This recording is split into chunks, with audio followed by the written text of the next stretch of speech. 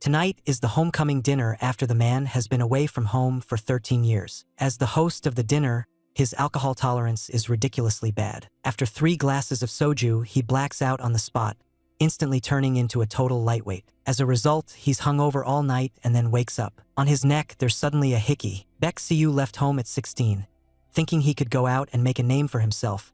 But now at 29, back home, he's still an unemployed drifter. Even his own room hasn't changed. It's still the same old set of furniture from before. He stares at an old photo of himself with his buddies from a few years ago. He starts to feel uneasy. This time, should I just stay? Got it just then. His mother's call suddenly comes from downstairs. Seeing a whole table full of meat and vegetables, he is instantly stunned. His mom tells him that tonight they're holding his homecoming dinner, and his childhood playmates Song Hyun and Ju Won will be coming too. Just thinking about how they've had zero contact all these years, he wonders if meeting tonight will be so awkward it's suffocating. Soon, dusk falls. That's right, as soon as the warm-hearted uncle and auntie next door arrive, they look at Siu like they've gained another son. They even say they want to introduce him to their granddaughter, who won't graduate for another 9 years. After that, a big guy with messy hair walks in from outside. Who the heck is this, some sort of strong man or what? Song Hyun calls out Siu bro 3 times in a row, grabs him, and starts acting all chummy. Right after that, Ju Won also hurries over. Siu still hasn't figured out how to respond so it won't be awkward. Ju Won stares at his malnourished-looking frame. Yeah, have you been slacking off all these years? You didn't even have time to grow properly? Of course.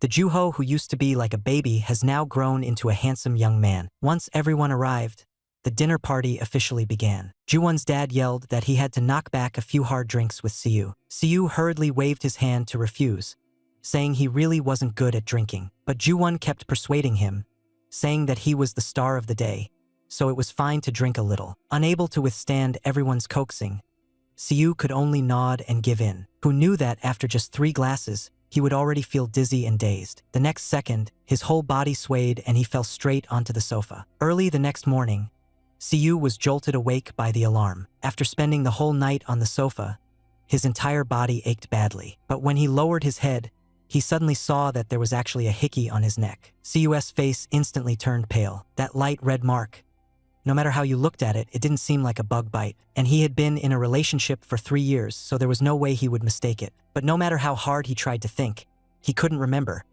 He'd been too drunk last night and everything was a blur. Click. Siu could only press the matter down for now and wait until he was a bit more clear-headed. But he was afraid that someone would spot the mark at a glance. He had no choice but to cover his neck with his hand and quickly walk back to his own room. As soon as he pushed the door open, Siu froze. Ju-won was actually changing clothes in his room. Siu was even more confused.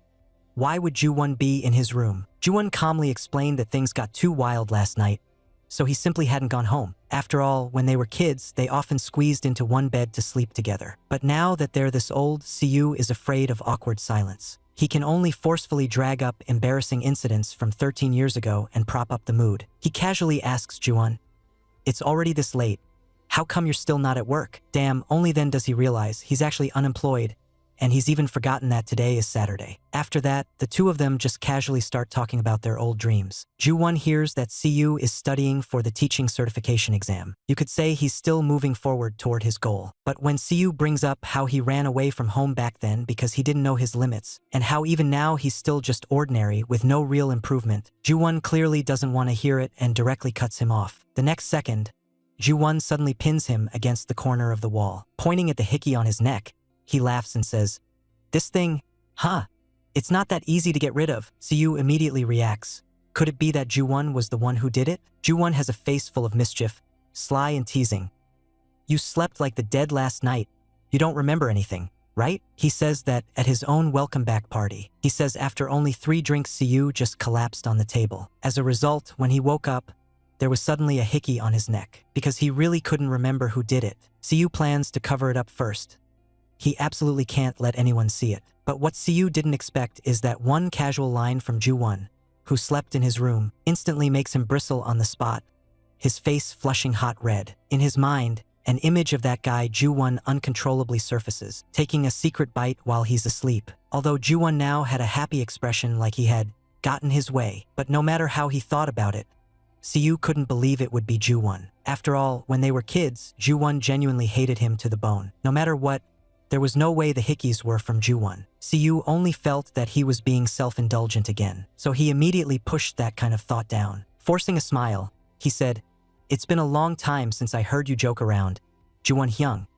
It actually makes me pretty happy." Then Siyu still went downstairs with his hand covering the hickey, but he suddenly remembered the unpleasant things that had happened between them before. Siyu had thought he'd long since forgotten, yet his nose stung and tears still fell. But as soon as he went downstairs, Song Hyeon and Ju-ho greeted him. He forced out a smile, but his hand still clamped tightly over the hickey. Seeing how bad he looked, Ju-ho frowned and asked with concern, "You felt really awful last night, didn't you?" Siyu forced himself to explain, "I haven't drunk in a long time.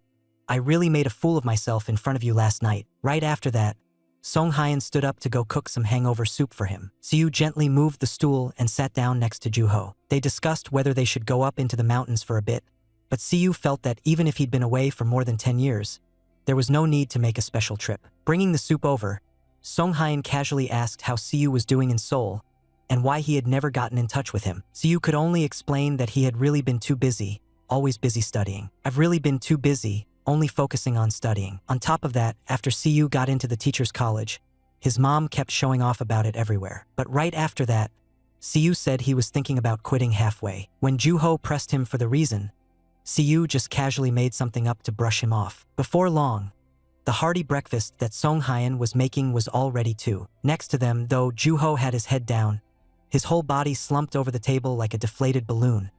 Adults were always saying he was annoying. Just hearing the adults study hard made it feel hard to breathe. Song Hyeon praised Ju-ho.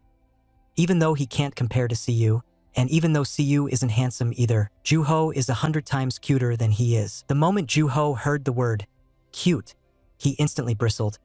"I don't want to be cute, I want to be cool." Siyu also picked up on it, that studying didn't seem to be going too well for Ju-ho. Ju-ho immediately said that from now on, whenever he ran into problems, could he go to top student Siyu for help. As soon as he heard that, Siyu was of course delighted and agreed on the spot. So Ju-ho took the chance to save Siyu's phone number. He even said the second floor of Siyu's house was really huge. Siyu asked him, "You went up to the second floor yesterday?" At that, Ju-ho panicked, as if he'd been burned, and hurriedly denied it, saying he'd never gone up. In fact, Siyu had originally planned to take him up to have a look, but now Ju-ho's face was completely red, so he could only mumble that there was no need to go to all that trouble. He suddenly jumped to his feet and stammered, "Hyung Ju-won should be awake now. I'll go upstairs and call him." Equally sensitive, Siyu also noticed that something was off with this punk Ju-ho. Could it be that the real secret person who left the hickey was him? At that moment, Song Hyeon handed a band-aid to him.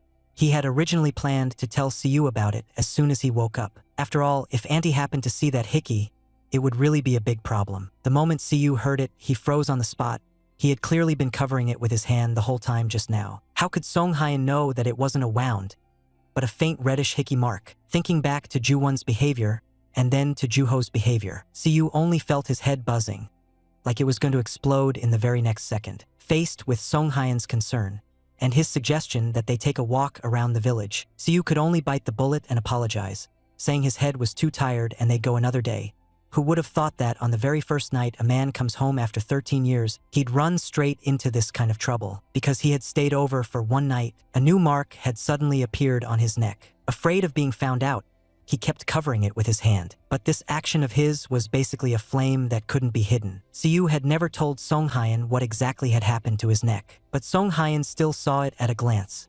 Siyu was deliberately hiding it, let alone little Ju-ho. Whenever he hears him mention his own room, his reaction is clearly abnormal. Even Ju-won, who slept in his own room that night, went so far as to tell him directly, "That mark won't disappear in a short time at all." The key is, Ju-won even put on an expression that said, "Yeah, I did it." This made the party involved, Siyu, feel his mind buzz all at once. But the next second, he also reacted, taking advantage of someone blacking out to make a move and plant this. That's pure snake behavior. The more Siyu thought about it, the angrier he got. But right now, the most suspicious ones were just these three guys. He didn't dare ask them directly, and there was no way he could invite Conan, who was far away in the land of the sun. So the utterly exhausted Siyu slowly drifted off to sleep. But just as he was dozing off, a big hand reached out toward him. That hand cautiously brushed his lips, and the half-asleep Siyu seemed to sense something. The next second, he actually opened his mouth and bit down hard on that index finger. And as soon as he turned over, that hand still wouldn't behave itself, as if it had some designs on his body, heh. Slowly, Siyu felt that the joints of this hand were especially thick, and it was even doing, "What are you trying to do? No way, could this hand be that snake's?" Suddenly, Siyu jolted awake from the dream. He looked down and saw that his clothes were perfectly fine, not messed up at all. So it was a naughty dream. Only then did he realize it really had been a naughty dream. But although that big hand in the dream was a bit blurry, its outline looked very similar to the person who planted the hickey. He was just a tiny bit short. Right when he was about to see the face clearly, he suddenly woke up. Then he flipped back the blanket and was instantly stunned on the spot. My God, last night he actually freaking wet the bed. Waking up early in the morning with his head still aching, Siyu sat on the sofa, his expression bitter as hell. After all, he had only been back home for 2 nights and already caused so much trouble that he was starting to fear what kind of new mess might happen tomorrow. At this moment, his mom brought up the work in the orchard and said they wouldn't have him go for now, but she wanted him to tutor little Juho. Siyu was in no mood to listen at all. Annoyed, he shoved her off and refused on the spot. But his mom said, wouldn't it be a good thing if Juho's grades improved? And she even insisted that he had to go to Juho's house to teach. As soon as Siyu heard that, he instantly sucked in a sharp breath. Going to Juho's place is basically like voluntarily delivering yourself into the hands of that mysterious person who leaves hickeys. Siyu wanted to discuss it with his mom, asking if they could have Juho come over to their house for tutoring instead. But his mom said Juho was young, and the road was long, so going back and forth would be too much trouble. She even said that if he refused to go tutor, he could forget about getting any allowance. And he would also have to go down to the orchard with her, weeding and fertilizing without skipping a single task. Seeing how things stood, Siyu could only grit his teeth and agree. He'd go tomorrow, though he was of course just hoping not to run into Juwon. Not long after, Songhyun came over again to look for Siyu to hang out. You weren't feeling well yesterday. Let's go walk around the village together today. Hearing this, Siyu's mind instantly started racing. He first wanted to calm Songhyun's urge to go out, and then, while he was at it, fish for some information related to that matter. But just as Songhyun was about to sit down, his mom directly yelled at Siyu. You brat, if you don't want to go out, then come to the orchard and work with me. As soon as Siyu heard that, he immediately yanked Songhyun up. Let's go. Let's go. Hurry up and head out for a walk. Of course, Songhyun could also tell that Siyu was still afraid of his mother. But all Siyu could think about was hurrying out with Songhyun to see Guanyu. Only then did Siyu suddenly realize they were actually still hooking pinkies. Hyung, you really don't have to be so nervous. Because I'm here, and I'm wearing my pants properly and keeping my clothes covered up, I'll stay with you and play together. Hyung, as long as you need help, I'll always be here. I'll always be here. This was something the grown-up tag-along Songhyun later said to Siyu, all because of that one line from mom. If you don't go out, you're going down to the orchard to work. Right then and there, Siyu pulled Songhyun up and directly said, let's go.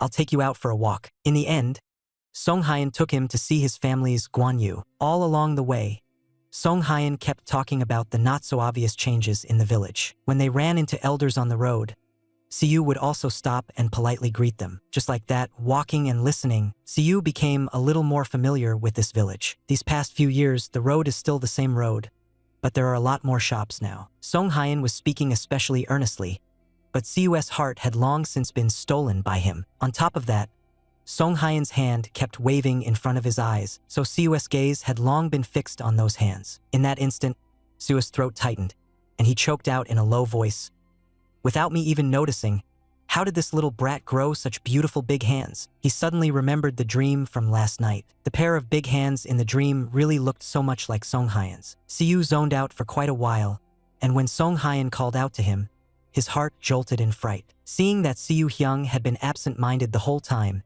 Songhyun's face was full of worry. Siyu only felt even more consumed by guilt inside. But that matter kept clinging to him, making it impossible for him to summon the energy to do anything. Siyu couldn't help doubting himself. After being away for so many years, can I really still get used to life here? After listening, Songhyun fell silent and thought for a few seconds. He didn't know why Siyu felt so uneasy, but this was, after all, Siyu's hometown. Here he had family, friends, and also him, this younger brother. No matter how troublesome something is, There will always be a way to solve it. Hearing Song Hyan say this, the corners of Siu's mouth finally relaxed a little, revealing a relieved smile. He suddenly also felt, with such a good younger brother here, maybe he didn't need to be so afraid. But in the next second, Siu started to worry again. Tomorrow he had to tutor Juho, and he wanted to talk to the aunt and tactfully cancel it. Soon, early the next morning, Siu was already standing at the door of Juho's house. Looking at that 520 square meter big house, it would be a lie to say he wasn't jealous, but at this moment he only prayed, "Please, let Juwon not be at home." He silently cheered himself on. Today, this matter must be settled according to his own wishes. As soon as he entered the door, the aunt handed him a glass of freshly squeezed orange juice. "I'm really happy that you could come, Siu." Siu took a sip, and his gaze quietly swept around the room. He didn't see Juwon. Juho's mother smiled and praised him. His grades were great and he was so good-looking. It really made people envious. Flustered, Siu could only behave and be modest. Juwon is the real good kid, but the aunt knew her own son too well. She immediately gave a disdainful laugh. "Him? He's just a little cutie." As soon as she finished speaking, Juwon walked over. What was worse, he had heard that casual remark just now loud and clear. Siu also froze. This guy is actually really at home. Juwon swaggered over and sat down right across from Siu. With a smug look on his face, he opened his mouth and said, "Ha ha ha, hey, you're here, little bro Siu." Yet, in front of elders, the more you want to refuse something, the more they praise you enthusiastically. Your face heats up, and the words you want to say get stuck in your throat. He had originally planned to come to Juho's house today. The motive was simply to turn down the future tutoring for him. He was still holding on to a bit of luck. "Please don't let me run into suspect number one, Juwon. Please don't let me run into suspect number one, Juwon." And the result? Juwon still jumped out. What's more, Juwon put on a teacher's posture and, like an educator, said, "I heard someone was coming to tutor my younger brother, so I wanted to see who it was, to check for him out of responsibility. I'm not here to watch the fun." At that moment, Siu's pressure shot straight to the max. The words of refusal stuck in his throat and couldn't come out. The aunt had also said that she had hired tutors before, but none of them worked. So she still wanted to hand Juho over to this prestigious university graduate. Siu felt a bit embarrassed and first thanked the aunt for thinking so highly of him, but compared with Juwon, he himself was just an unemployed drifter. When Juho heard that they wanted Juwon to tutor him, his whole body froze on the spot. The next second he completely exploded. Even if he ranked dead last, he would never let Juwon teach him.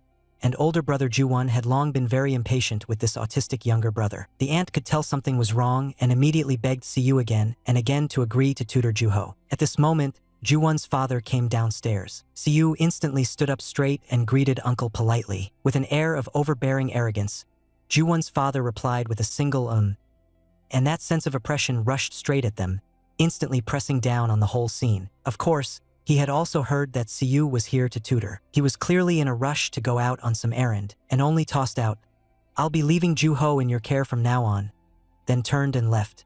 With that, Siu had even less way to refuse. Auntie hurriedly called Siu over to get ready for dinner. The warmth of this family made Siu feel as if his mouth were blocked. The grievance was stuck in his chest, and he couldn't put it into words. Watching Auntie fill the entire table with a lavish dinner, Siu praised her cooking as being like Michelin level.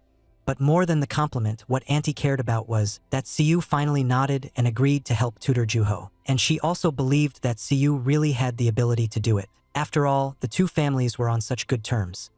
She only hoped Siu wouldn't take this matter too heavily and wouldn't put too much pressure on himself. With no way out anymore, Siu could only grit his teeth and make up his mind. This time he absolutely had to do it well. Auntie served her signature pickled cucumbers. Siu, who already didn't like eating them, had just reached out with his chopsticks when Juwon snatched the dish away. "Cucumbers will make you gain weight. Have some meat instead." But Auntie kept feeling that Siu was skinny like a rabbit. Juwon, however, said he was actually very fat. No, Auntie still thought he was far too thin. "Eat more cucumbers.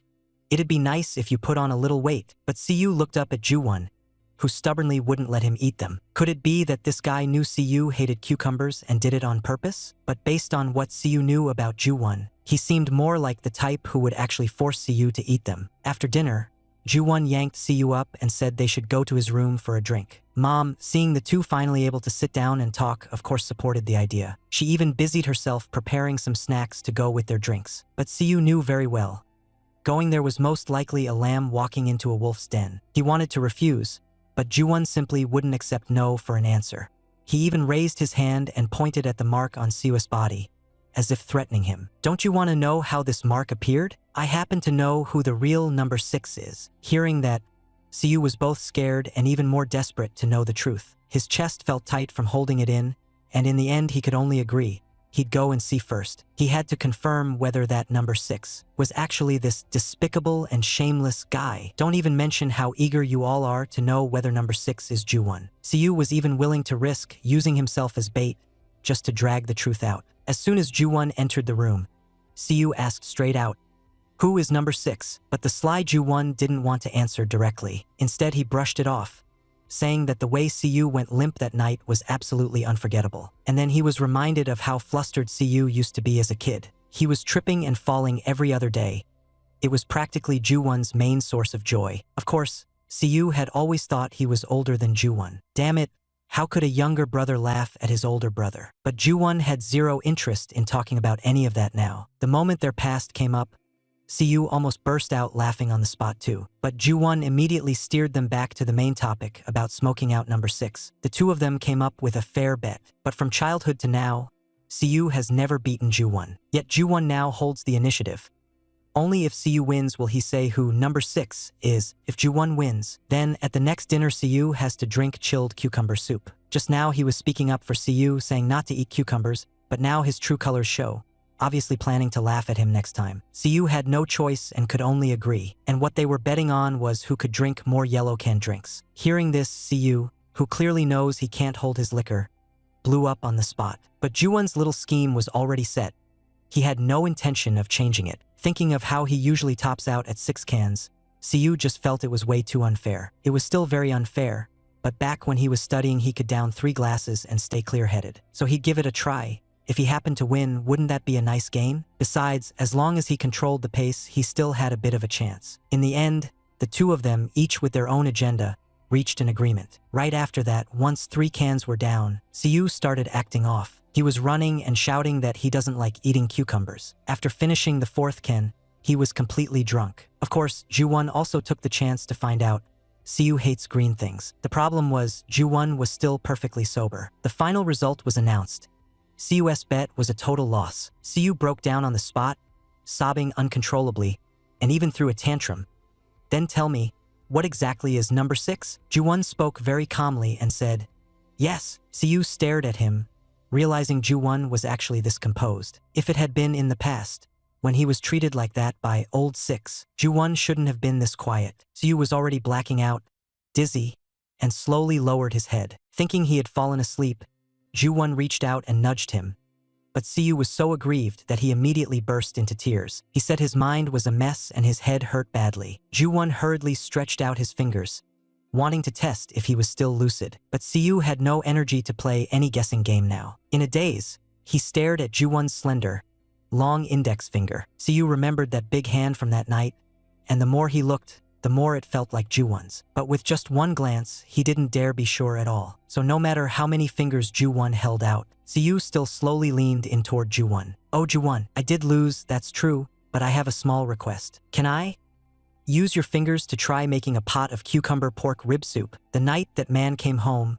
marks suddenly appeared on his neck. The second night, he dreamed of a big hand like strawberry old 6. Only then did he make a bet with Ju-won, wanting to use this chance to figure out the truth. Who knew he couldn't hold his liquor against Ju-won at all and ended up losing pitifully and completely. Now looking again at Ju-won's pair of slender, long hands, Siwoo actually suggested that he wanted to personally try stewed finger and rib soup. After hearing this, Ju-won was completely stunned. Is this guy drinking canned drinks until he's hungry? Did he start treating my hand like a sausage or something? Siwoo was very determined and kept begging Ju-won again and again to agree. Ju-won hadn't expected that after drinking, Siwoo could still play this hard, but he really couldn't stand seeing Siwoo suffer like this. In the end, he still agreed, but he forbade any thrusting. So Siwoo grabbed Ju-won's hand in one go. He didn't rush to put it in his mouth, but lowered his head and stared at it for a long time, as if confirming something. He stared so long that Ju-won started to get annoyed. Are you reading my palm or what? Are you going to do it or not? Seeing Ju-won urging him, Siwoo dropped the act. As soon as he took Ju-won's index finger into his mouth, He couldn't help but let out a low laugh. Ju-won instantly felt his whole body heat up. He really hadn't expected that after drinking, Siyu would actually have this kind of strange habit. In the end, Siyu accidentally bit Ju-won. Ju-won immediately pulled his finger back. Hiss! You almost broke the skin with that bite. Siyu had no choice but to continue, but Ju-won was rushing him like a New Year's Eve dinner, urging him to hurry up the whole time. Siyu had no choice but to take 2 fingers into his mouth at once. Just as Siyu was slowly continuing at an unhurried pace, Ju-won suddenly tensed up and called for him to stop. Ju-won had thought Siyu was just fooling around drunkenly, but he hadn't expected Siyu to be this obsessed. As Ju-won pulled his fingers back, he softly coaxed Siyu, but by this time, Siyu was already like he'd lost control, his body reacting all on its own. Ju-won looked at the dazed Siyu and asked him, "Why isn't it really working? Or is it that once this guy drinks too much, he's like this with everyone? Still, it's fortunate that right now only Ju-won is here." Looking at the Siyu who was curled up into a ball, Ju-won finally made up his mind to help him just this once. But the method also had to suit the problem. Before Siyu could give a clear answer, Ju-won had already taken it upon himself to start, and he also had to make sure Siyu didn't make a sound. Very soon, under Ju-won's round of handling, the uncomfortable feeling in Siyu slowly faded. Ju-won also let out a sigh of relief, a smile on his lips. I really didn't expect that after just a few cans of yellow, this guy would become so interesting. As the saying goes, when boys are out in the world, they must protect themselves well. There's truth in that. Last night, Siyu, who drank the yellow cans, really went through hell. As the first ray of morning sunlight shone in through the window, Siyu, still in his sleep, turned over, wanting to keep sleeping. In the dazzling light, Siyu finally opened his sleepy eyes. He looked at this unfamiliar room, and only then suddenly remembered, last night he had made a bet with Ju-won and drank the yellow cans. After a whole night of hangover, Siyu's head hurt like crazy, and he had no strength in his body at all. He tried hard to recall and felt like he had even eaten cucumber last night. He replayed it in his head.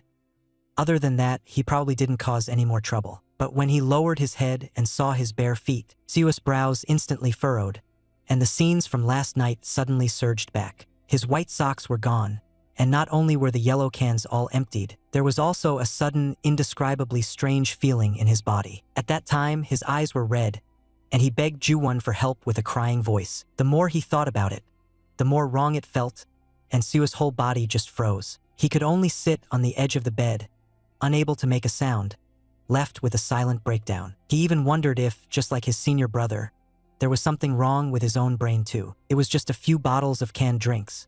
How could he have drunk himself into such a loss of control, his mind in a fog? What was even more absurd was that he actually made Ju-won, the one who had once heard him say those words, do that kind of thing. In fact, when they were very young, Siyu had already confessed to Ju-won. It all happened very suddenly, but Siyu still forced himself to speak his true feelings. Ju-won did not respond, so Siyu said, "If it feels too sudden, you can give me your answer later." That was what he said, but in his heart Siyu was still burning, stubbornly waiting for an answer. But when he turned his head to look at Ju-won beside him, Ju-won already had a hand over his mouth, wearing an expression like he was about to throw up. In that moment, Siyu utterly hated himself.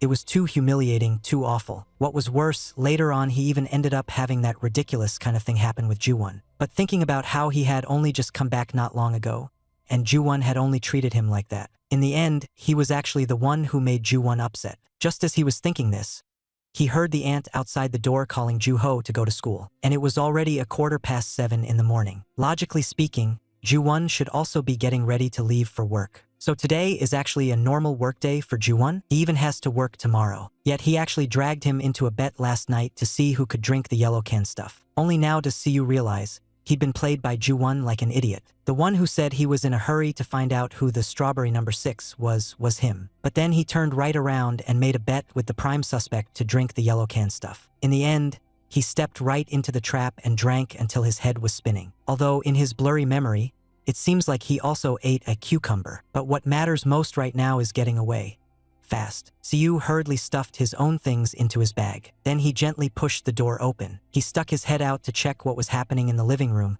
He must not bump into Ju-won again before he leaves. Taking advantage of the aunt scolding Ju-ho, Siyu slipped out of the house at once. Dragging his wobbly legs, Siyu trudged home listlessly. Whenever he thought about the absurd things from last night, he wanted to disappear on the spot. What's even worse is that he still has to come back later to tutor Ju-ho. he no longer has any idea how to face Ju-won. Suddenly, he remembered what happened last night again. Siyu had clearly been refusing the whole time, yet that rat Ju-won just kept persuading him. That's what made him accidentally step into the abyss. And throughout the whole thing, that guy Ju-won was obviously enjoying it too. But after all, he'd been hung over the whole night, so he could only force himself to believe again. Maybe he just saw it wrong. In the dorm room, Ji, who wanted to cry, only felt that this nice weather was especially out of place. As he was walking, someone suddenly called his name. It was Song Hyeon, the younger brother who worked over at the storeroom. Siyu immediately put on a smile and took the initiative to greet Song Hyeon. The moment Song Hyeon saw him, he was so pleased with himself it was like his tail was about to stick up, and he ran straight towards Siyu. As soon as he heard that Siyu had gone to Ju-won's place last night and even spent the night there, and that now his whole body was covered in that scent, plus that kind of exhaustion written all over his face, Song Hyeon immediately invited Siyu over to his place to have a glass of honey water to wake himself up. When Siyu heard this, he was obviously stunned for a moment. But then he thought that if he went home looking like this, his mom would definitely nag him, and being alone would just make his thoughts run wild. Faced with Song Hyeon's endless invitations, Siyu finally still nodded and agreed to go sit at his place for a while first. On the other side, Ju-won had just finished washing up, and when he walked to the room planning to tell Siyu to hurry up and get out of bed, he found that the room had long since been empty and spotless. That guy was that drunk last night, so where did he run off to now? At that moment, Siyu was sitting in Song Hyeon's home, gulping down honey water, and he kept praising how incredibly delicious this honey water was. With a mix of modesty and pride, Song Hyeon said it was all because his younger sister was the best at seasoning things. When Siyu heard the words "younger sister," he was clearly a little surprised. When he thought back to the time he left home, Song Hyeon and his younger siblings had all still been so little. But now they had all grown up, some were in high school and some were already working. Siyu couldn't help but sigh. That time was truly disgusting. The mother he hadn't seen in years hadn't escaped time either. There were already wrinkles on her face. Same with Ju-won, he had become taller and more handsome. But with so many annoying things happening lately, Siyu was still irritated with him. He turned his head and blankly looked at Song Hyeon beside him. Song Hyeon thought Siyu Hyung wanted another glass of honey water. Unexpectedly, Siyu looked at him and directly said, "You're the most disgusting." With such a cute younger brother, no one could possibly call him disgusting. And just a moment ago, Song Hyeon had even invited Siyu to his home. He had even personally mixed a sweet glass of honey water for Siyu. Yet just now, when Siyu had still been staring dazedly at Song Hyeon, he suddenly threw that line at him, "You're the most disgusting." After saying it, he kept muttering under his breath, and Song Hyeon simply couldn't believe it. That tiny, soft little guy from before, how could he have become this cute now? And on top of that, he even chased after him like a homeroom teacher, asking, "How did you manage it?" Exactly, leaving Song Hyeon feeling terribly wronged. He had just been about to explain it to Siyu, but Siyu hurriedly ruffled his hair and said he was only joking. They even said that Song Hyeon is so handsome that he must be especially popular with girls when he goes out. This sentence was a sincere compliment, not a joke. Siyu just kept praising him like that, one remark after another, unable to stop, until even younger brother Song Hyeon almost couldn't handle it. You could tell that Song Hyeon was genuinely happy from the bottom of his heart. The way he smiled was so healing that even Siyu and I felt cured. Then the two of them started talking about why Siyu went to Juho's house, and in Song Hyeon's view, giving Juho tutoring was a good thing. But Siyu felt it was completely like a lamb walking into a wolf's den. Song Hyeon, sitting next to him, kept comforting him. Song Hyeon said that ever since Siyu left without a word, he and Ju-won went to different high schools, and he, who was left behind in their hometown, was once lonely to the extreme. Whenever he thought of the three of them playing together back then,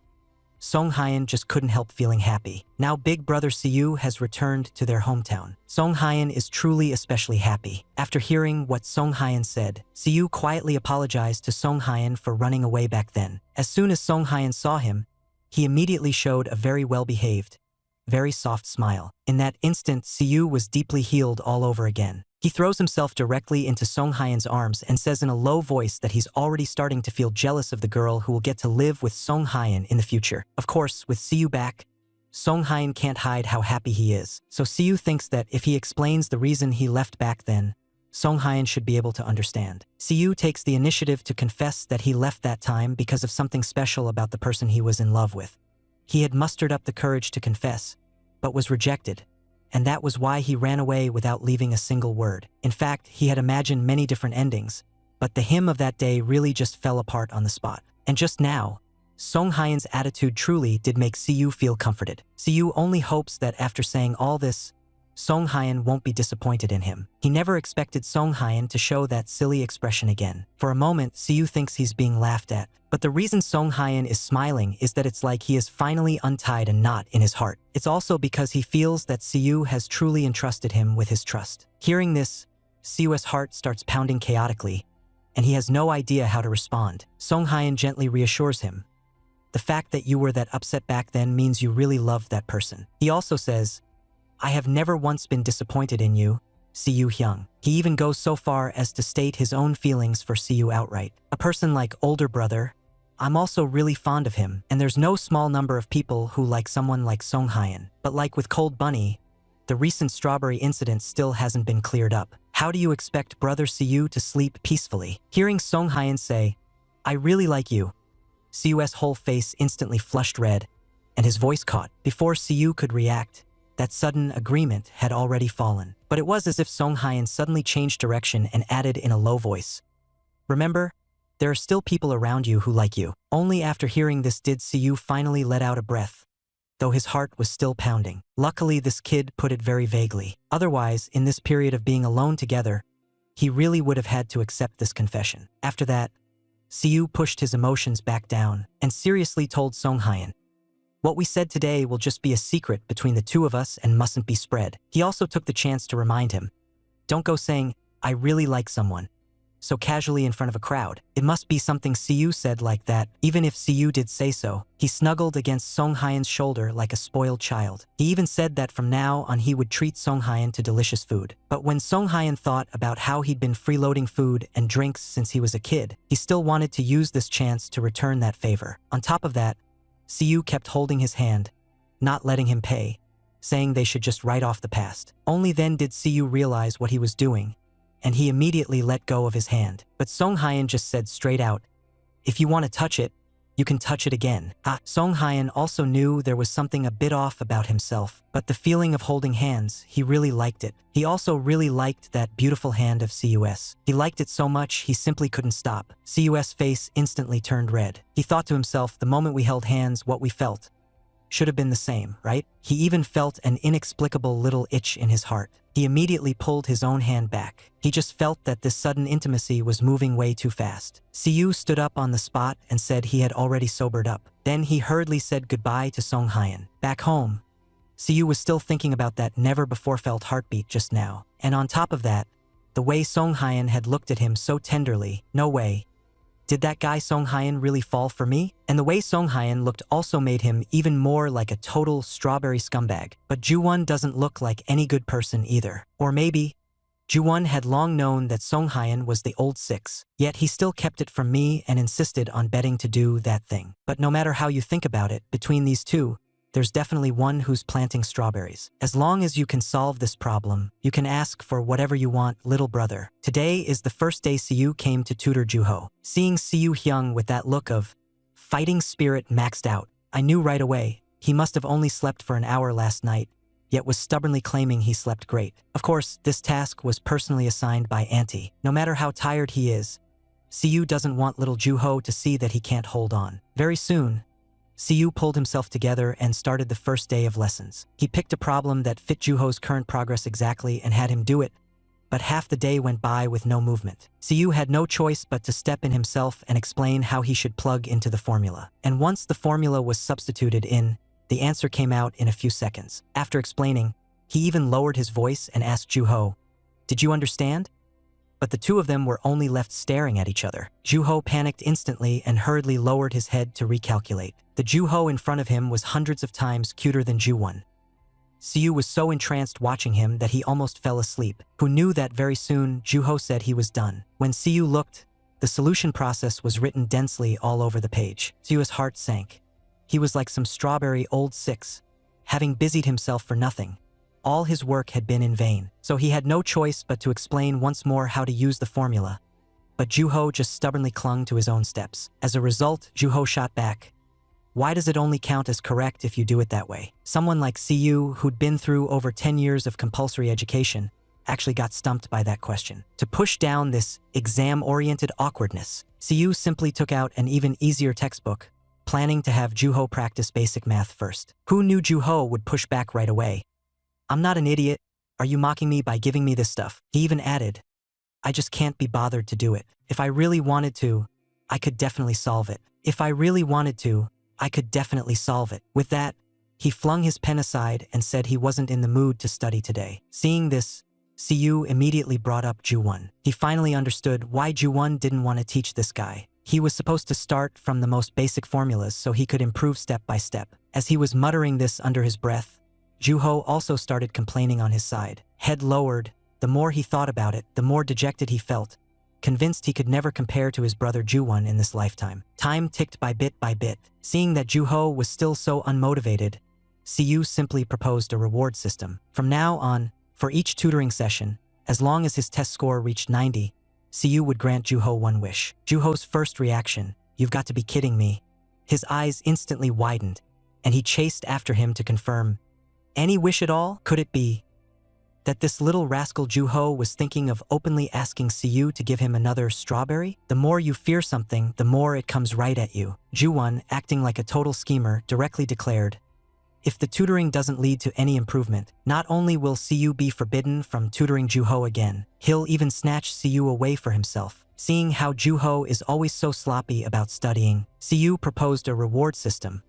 As long as he can score 90 on the upcoming exam, he will agree to any wish Juho makes. Afraid that Siyu was just saying it casually, Juho kept confirming it over and over again. That rush of excitement in Juho is probably exactly the same as yours in front of the screen. Once Siyu nodded and gave a definite answer, Juho was like he'd just downed 3 bowls of chicken blood. Completely fired up, he immediately buried himself in studying hard. But at that moment, Siyu actually felt a bit uneasy. Why did this guy confirm it so many times? Could it be that there's something unspeakable hidden in that any wish? But if it can reignite a student who was about to give up and lie flat, it does seem like he's really got some talent for being a teacher. Very soon, the first day of tutoring came to an end. Before leaving, Siyu reminded Juho, if there's any question you don't understand, come ask me anytime. Juho pulled Siyu along and said they should grab an ice cream to cool off before heading out. But the moment Siyu thought he might run into Juwon, he tensed up completely and just wanted to bolt. Full of enthusiasm, Juho leaned in and asked what flavor he liked. The next second, a voice suddenly drifted in from outside the door. Him? Of course he likes chocolate flavor. The one who said this was none other than old 6 Juwon, who had been waiting outside for him to come out. Juho was just about to drive him away, but Juwon didn't give him any face at all. He raised his hand and gestured. The tutoring is over, so the person should be handed over to me. He stared at Siyu, his tone as cold as if he were giving an order. If you want to keep seeing Siyu in the future, you'd better honestly go review your work. And if you don't get at least 90 on the exam, Siyu will be punished along with you. After hearing this, Siyu was stunned for quite a while, his throat tightening. Forcing himself to hold it together, he said to Juho, "You're tired today too. Go rest first. The ice cream, we'll have it next time." After sending Juho back to his room, Siyu was even more afraid that their conversation would be heard by Juho. So he spoke first. "Let's talk in your room." As soon as Juwon's door was pushed open, Siyu's mind was instantly flooded with what happened last time. Those unbearable images. He froze completely in the doorway, his feet feeling nailed to the floor, not daring to step inside at all. Yet Juwon still pretended to be slow and steady, saying he just wanted to hear Siyu report on how today's tutoring went. He closed in on Siyu step by step, lowering his voice. "That blockhead Juho really makes things hard on you." Siyu realized he was about to start something again and immediately pulled away to put some distance between them. But Juwon just wouldn't let him go, sticking to him and refusing to stop. He even deliberately mocked him. "The marks on your neck are actually still there. I remember back then, I didn't even use that much force, did I?" Infuriated, Siyu cursed right back. "You bastard. Don't you ever say things like that again." But just at this moment, he was pushed around again and again by Juwon, and in a moment of carelessness, he had already fallen onto the bed. Having drifted outside for 13 years, he had just returned home, and on his very first night, he was already targeted by old 6. On the second night, Dongwon dreamed of a strange big hand. On the second night, he dreamed of a strange big hand. On the second night, Dongwon dreamed of a strange big hand. On the second night, he dreamed of a strange big hand. What's more, early in the morning he discovered that he had actually wet the bed. In order to find out who old 6 was that night, he never expected to be forced by Ju-won to drink canned yellow peaches again. Yet even so, because he had agreed to tutor Ju-ho, he had to go to Ju-ho's house often. And today, just as the first tutoring session ended, he was actually blocked at home by this guy Ju-won again. Ju-won even declared, "If you don't give me 3 likes in a row today, don't even think about leaving." Siyu quickly explained. Last time it was because of a dream, and he had long forgotten what had happened. He only hoped that this time Ju-won would let him go. But Ju-won obviously didn't want to listen to this nonsense. Can't remember? Then I'll help you recall. He even went for a second round, using the mark on his neck to keep fooling Siyu. As long as Siyu did a good job with today's matter, he would tell him everything. But this time Siyu wasn't going to fall for it, because Siyu felt that the biggest suspect for being old 6 should be Song Hyeon's younger brother. From beginning to end, Ju-won had only been playing him. No matter what, he didn't want to get involved with Ju-won anymore. Of course, Siyu's kind of baseless guess was immediately exposed on the spot by Ju-won. And then Ju-won, using the condition of, "I've got some explosive info in my hands," just needed Siyu to obediently cooperate. All he had to do were a few very simple things. As for the number 6 that Siyu had been desperately chasing, Ju-won simply said, "I'll just tell you directly." Siyu definitely didn't want to agree. Every fiber of him resisted, but Ju-won wasn't asking him at all. He just cut off Siyu's nonsense directly, leaving Siyu no way out. He even deliberately led Siyu to believe he himself is number 6. After hearing that line, Siyu was completely stunned on the spot. Ju-won immediately continued to sweet-talk him, and his tone was especially steady. He forced him to yield. "Stop dawdling, start right now." For the sake of the answer, Siyu had no choice but to go along with what Ju-won wanted for the time being. Ju-won even added one more condition.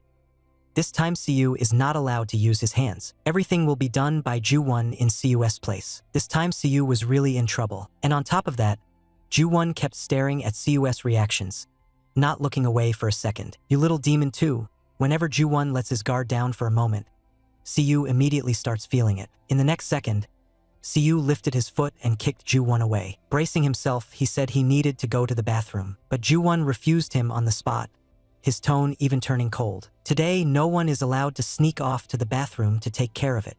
He even stared at Siyu and made an even more excessive demand. It had to be cleared up face to face. Ju-won directly used the answers to threaten Siyu.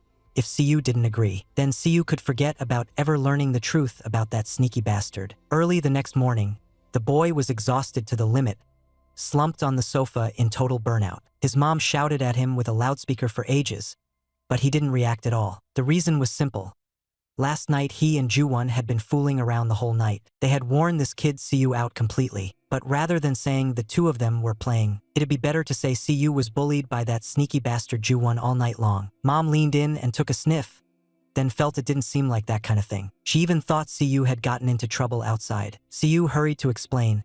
He was just worn out from extra tutoring. So his mom complained that he was already 30 and still hadn't done anything with his life, saying he was hopeless. Siyu was obviously immune to his mom's nagging by now, because his head was filled entirely with what happened last night. It was the first time he had done that kind of thing without drinking the yellow can stuff. But there was one thing he just couldn't figure out. He had clearly confessed his feelings to Ju-won before, yet was coldly rejected. But now, Ju-won was instead bullying him over and over again. He even suspected that Ju-won was just toying with him. But there was one thing that was certain. The feelings between him and Ju-won had flared up again. And precisely because of that, he had been afraid of running into Ju-won again. Yet no matter how he thought about it, he kept tossing and turning on the sofa. He still couldn't figure it out. Why that guy had done that kind of thing to him and even taken the initiative to kiss him. At this moment, the more Siyu thought about it, the more panicked he felt. He hadn't expected that his state would actually make his mom very unhappy. Mom even warned him not to lie around at home. Since he didn't need to go to cram school, he had to go out and work with her. Because the family orchard had just entered the harvest season. They were shorthanded, so Siyu had to go help as well. But before they set out, they had to make a trip to Song Hyeon's place to deliver the freshly picked eggplants. Seeing that Siyu was still sprawled on the sofa refusing to get up, Mom had no choice but to enforce the family rules directly. So Siyu had to grab a big bag of eggplants, pretending to be cheerful as he went to find Song Hyeon. When Song Hyeon saw that brother Siyu had come, he walked up to greet him very politely. He took the eggplants that Siyu handed over, then invited him to come inside and sit. saying he would go pour him a drink to help him cool off. Song Hyun had just been about to remind him to watch the threshold, but before he could, Siyu missed his footing and was about to go sprawling flat on the floor. At the critical moment, Song Hyun slid in like a tackle. He caught Siyu steadily. Realizing that he was on top of Song Hyun, Siyu hurriedly scrambled to his feet. While worrying that the big eggplants would all spill onto the floor, he hastily bent down to pick them up, but he never expected that his disobedient little hand at that moment wasn't grabbing the eggplants he had brought at all. The boy delivered eggplants to his cute younger neighbor's house for the first time, but he had barely stepped through the door when he took a spill. Not only did the eggplants scatter all over the floor, in his fluster he also accidentally groped Song Hyun's. Well, that one moment embarrassed Siyu so much that he spun around and bolted straight home. Yet that scene kept replaying over and over in his head, so Siyu secretly took care of it behind his mom's back. But just as he finished, his mom barged in, cursing and grumbling as she pushed the door open. Because of the little noises he had just been making, she thought her son had come down with some serious illness. And right now, in order to be a bit less awkward, Siyu could only bury his head in the trash can, pretending he was just tired and sleepy and wanted to rest for a while. But his mom wasn't buying it at all, and directly dragged him off to help in the orchard. Only when he got to the orchard did he realize the neighbors had already come to help. Right there on the spot, his mom even started introducing Siyu to the neighborhood auntie. She said that after running around outside for 13 years and still not making a name for himself, it was actually good for Siyu to come back and take over such a big orchard at home. I'm telling you, when Siyu heard that, he really wished he could find a hole in the ground and crawl into it on the spot. And just then, his mom's voice calling for Song Hyun rang out again. Siyu, who had never expected Song Hyun to show up, suddenly didn't know what to do with his hands and feet. To his mom, though, Song Hyun had long since become almost like a godson. After all, he came every year to help them take care of the fruit. She also took the chance to tell Song Hyun to keep a close eye on Siyu. Look at this kid, thinking about strange things all day long. Seeing Song Hyun again at this moment, Siyu's whole body was radiating awkwardness. On the contrary, Song Hyun looked very relaxed. He patiently explained how to pick out the bad fruits. Siyu quickly caught on as well. Following Song Hyun's instructions, he removed the crooked and ugly ones one by one. Seeing this, Song Hyun immediately gave him a double thumbs up and even said he was going to give him a follow. Hearing this, Mom couldn't help thinking, Song Hyun's emotional intelligence is really high. In no time, Siyu's technique had become very practiced, and the more he picked, the more into it he got. He could also feel that Song Hyun was just as warm toward him as usual, so the mood between the two of them didn't keep sinking further into awkwardness. After a full day's work, Siyu was so exhausted he collapsed straight onto the ground. Mom complained about him. How can a boy in his 20s be this weak? The neighbors politely said a few words to smooth things over. By then, Mom had also finished preparing dinner. There was even a dish that was Siyu's absolute favorite, stir-fried eggplant with garlic, said to be a delicacy of the human world. The moment the two of them saw that plate of eggplant, they both froze. Their bodies wouldn't obey them either, flushing from their toes all the way up. Mom even teased Siyu, "Aren't you exactly what everyone calls the eggplant killer?" She had no idea that at this moment, Siyu was so embarrassed he wanted to disappear on the spot. Sitting opposite him, Song Hyun could only smile and slowly avert his gaze. After the meal, the two of them went up to the second floor together. Siyu, exhausted, slumped down onto the sofa. But when he thought about their relationship, he felt that they couldn't just go on being this awkward forever. So he opened his mouth and apologized to Song Hyun, saying that what happened in the morning was his fault, and he didn't want their relationship to end up like this. He explained that his hand had really slipped, and that was the only reason he touched Song Hyun. Siyu originally thought that even if Song Hyun felt a bit awkward, he would still forgive him. But what he never expected was that Song Hyun instead said he was very happy. He even asked back at Siyu, "Would you hate me being like this?" The pure and adorable younger brother had truly bared his heart today. To help his eggplant killer, Hyung, Song Hyun had stayed with Siyu's family and helped out for the whole day. After dinner, the two of them went up to the third floor together to rest. Siyu wanted to take this chance to apologize for that big banana incident. But not only did Song Hyun not dislike it, he was secretly delighted in his heart. He also knew that Siyu never wanted their relationship to become awkward in the first place. But what Song Hyun hated even more was that former distance of just being treated as Hyung and Dongsing. Bit by bit, he moved closer, scooting toward Siyu, who was sprawled out on the sofa. In the end, he still let that sentence slip out, "Appa," I love you. Omo. The moment Siyu heard it, he completely froze. Faced with such a straightforward, no-filter Songhaeun, Siyu only wanted to brush it off with a laugh. But Songhaeun kept stressing, over and over, that the like he was talking about was absolutely not that simple, brotherly kind of feeling. What he wanted was to go through more with Siyu, to have more happen between them. Siyu used "you're still young" as an excuse, trying to smooth over and carry off Songhaeun's feelings. But Songhaeun wouldn't listen at all. He just wanted to steal a kiss right now, just wanted to see clearly how Siyu would react, right this moment. He even wanted to push things a little further, no matter that Siyu said the world outside was big and he should go meet more people. But the unwavering look in Songhaeun's eyes was saying that he only wanted Siyu Hyung, and no one else would do, because every little move Siyu made could hook his heart into beating out of control. He had even long ago thought about it, about claiming Siyu all for himself. Right now, this searing atmosphere was burning Siyu's face bright red. He hurriedly reached out and pushed away Songhaeun, whose tail was practically wagging up to the sky. Thump thump, meow, because he had never imagined he would hear words so shy-inducing they made it hard to breathe. And yet little brother Songhaeun could just say them so casually. He was someone who had said, "I like you" all the time since they were kids, and Siyu had never imagined that what it meant was wanting to have him completely, down to the last bite.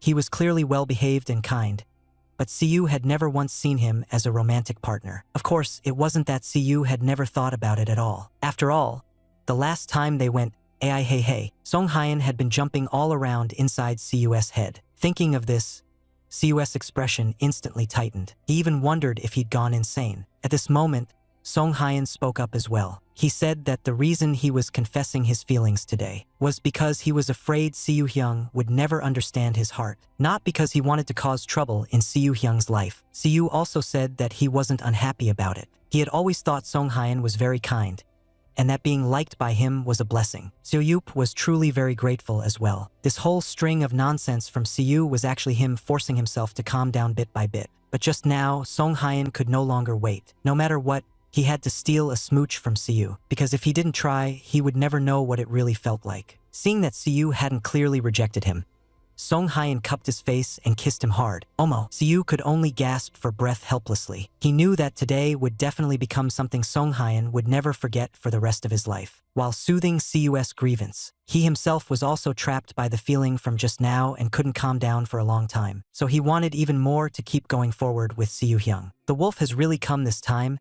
darlings. The real cunning wolf number 6 has finally been caught. Not that Ju-won who coaxed and sweet-talked Siyu. Instead, he kept pretending to be very kind. That kid Songhaeun. When the time was right, Songhaeun laid his feelings out in front of Siyu, and he directly spelled it out. He just wants to devour Siyu completely. As soon as he finished saying that with a thump-thump heart, Siyu panicked on the spot. But he still couldn't withstand this little wolf dog kneeling on the ground, whining and looking wronged. There was no helping it. Siyu was overwhelmed by that forceful aura of Songhaeun and ended up having a rough round of sex with him. But the little wolf dog Songhaeun's appetite was anything but small. He insisted on dragging Siyu to keep going before he was willing to stop. The next second, he ended up getting roughly fucked by Siyu instead. Siyu said flatly, "That's it for today, there won't be a second round." Even if Songhaeun stared with those seemingly innocent puppy eyes, Siyu was already no longer interested. What happened just now, he'd just count it as a reward for him. But at this moment, Songhaeun started whining again. He even said Siyu was going too far. Who turns down their younger brother in this kind of mood? Siyu didn't indulge him either. Then go ahead and be as disappointed as you want. But this guy Songhaeun shot back that he was even harder than before. Facing a Songhaeun like a wild horse off its reins, Siyu could only feel helpless. Just then, Songhaeun reached out and touched the hickey on Siyu's neck. As time passed, the mark really was slowly fading. Songhaeun asked, "You still don't know who did it? You really don't remember anything at all?" Only then did Siyu finally catch on. So the number 6, the dog had been looking for all along, turned out to be Songhaeun. This guy, and his reaction just now matched up perfectly. Taking advantage of him being drunk and asleep to mess around was really too sneaky. But before Siyu could even finish his sentence, Songhaeun struck a "the dog is about to do something bad" pose and reenacted how he had made his move. He even wanted to plant an entire strawberry field on Siyu's neck. After being rejected by Siyu, he actually said, "Then we can just change the spot." He even deliberately brought up the incident of Siyu touching the big eggplant, saying he had to touch him back too. Only then would it be fair between the two of them. By this point, Siyu's face was already burning red, and even his body was trembling. The shyness he showed was honestly unbearably cute. But thinking of the aunt still downstairs, Song Hyan told Siyu to keep his voice down, and that he himself would also be more careful about going too far. He had already taken care of himself just now. Now, it's my turn to help you out. Young, after struggling quite a bit, the boy finally discovered the number 6, secretly planted that night, turned out to be Song Hyan's younger brother. But at this moment, Siyu just couldn't muster up any energy at all, because he had just gotten through Song Hyan's little brother's whole ABBA session. He wanted to review properly, but there was no way he could focus. He really couldn't bring himself to accept Song Hyan's confession, not to mention that Song Hyan was showing a kind of initiative he'd never shown before. He even told him to think it over carefully before answering. But right at this moment, Ju-won popped up in his mind again. He used the whole 6th place thing as a pretext and made Siyu completely lose face. At that, Siyu was instantly furious. By comparison, the mild-tempered Song Hyan was much more straightforward in expressing his feelings. But if he really had to choose one of them, he would probably lean more towards Song Hyan's younger brother, because right now he more wants to date someone who likes him. He was still tangled up in it when his phone suddenly rang. It was a message from Ju-ho, inviting him to come for extra study, and saying he would fulfill the wish he'd promised before. Siyu was straightforward as well and replied directly, "I keep my word." But he couldn't help wondering what exactly Ju-ho's wish was. If it was to flick that guy Ju-won on the forehead, that would be perfect. Soon it was afternoon, and Siyu arrived at Ju-ho's house. As soon as they met, Ju-ho couldn't wait to brag that he'd scored 100 points. After a round of praise from Siyu, he was actually moved to the point of tears, and he suddenly gained a lot of confidence about his future studies. Of course, they couldn't forget. They still had to make good on Ju-ho's wish. Ju-ho confirmed over and over, any wish at all is really okay, right? And he had taken the test fair and square, too. Then Siyu helping him fulfill his wish could also be considered reasonable enough. Just then, Siyu's phone rang again. As it kept ringing, Siyu reached out to grab his phone, and just in that second he wasn't paying attention. Ju-ho actually leaned right in and kissed him on the cheek. The two of them both froze on the spot. Siyu still hadn't recovered from that utterly baffling kiss. Ju-ho was the first to get upset, saying that Siyu deliberately turned his head and didn't cooperate. But a kiss is a kiss, and that one more or less satisfied him. He even declared, if he passes the exam again next time, then his wish will be aimed straight at Siyu. This relationship is getting more and more tangled, completely impossible to sort out. On top of that, people's hearts are complicated, and there's also that special kind of emotion between them. Even if you're Siyu standing in the center position, you'd be spun dizzy by it. At this moment, in a certain elite high school after dismissal, Wu Lao Lu, who hadn't shown up for a long time, kept dialing Siyu's number. Because there was a dinner gathering that evening, the female teacher next to him kept urging him to hurry up and leave. But Siyu still wasn't answering. Ju-won could only set it aside for now and turn to go join the get-together. Of course, at this moment Siyu had absolutely no time to pick up the phone anyway, because he was busy analyzing the relationships among these people over and over again. The little brother Song Hyan who stole a kiss really seemed to like him, while Wu Lao Lu, who always loved to tease him, gave no clue what he actually wanted. The younger Ju-ho, whom he tutored, also seemed a bit obsessed now. After this round of marking by Siyu, the relationships among these four people were simply a complete mess in one boiling pot. No matter how he tried, he just couldn't sort it out, and the more Siyu thought about it, the more confused he became. He couldn't even figure out what position he was actually in. On top of that, people's hearts are complicated, and Siyu suddenly understood. Feelings aren't something you can just casually write or draw a bit and have them all sorted out. So, feeling unbearably depressed, he decided to go out for a walk to clear his head. The night air was very cool and very clear. Siyu set out from his family's orchard, walking slowly all the way until he reached the elementary school he had once attended. Scenes from his school days came back to him one after another. Back then, he, Ju-won, and Song Hyan were practically glued together every single day. Counting middle school as well, the three of them had been stuck together for a full 9 years. But these scenes were also reminding him of one sentence: memories are always beautified by ourselves. Yet even so, Siyu still couldn't help but laugh. Back then, they always used to meet up at the bus stop, then go to school together. Every time, Song Hyan was the first to arrive, and he would even prepare juice for Siyu. As for that guy Ju-won, he was always the type to show up right on the dot at the last second. Just like that, Siyu sank into those shining memories. He really was just like being 28 this year yet living like an old man. Suddenly, a sedan stopped in front of him. Ju-won, who had driven over, directly demanded, "Why weren't you answering your phone?" Siyu was stunned too. This late at night, how do I just happen to run into Ju? After listening to Ju-won's whole explanation, Siyu suddenly thought, after the dinner gathering tonight, you actually dared to drive? He had just taken out his phone to take photos as evidence when Ju-won stopped him at once. Ju-won kept stressing that he hadn't drunk anything at the dinner at all. He even said, "If you don't believe me, Siyu can check it himself." Ju-won's attitude was so forceful that Siyu was scared into saying, "I was just joking." Ju-won stepped closer and closer, forcing Siyu into a corner against the wall. Siyu even thought Ju-won was about to start a fight, but Ju-won merely raised his hand and pinched Siyu's nose. Then he said, "I'll walk you home. Don't get bitten by poisonous bugs in the night." He even deliberately scared Siyu on purpose.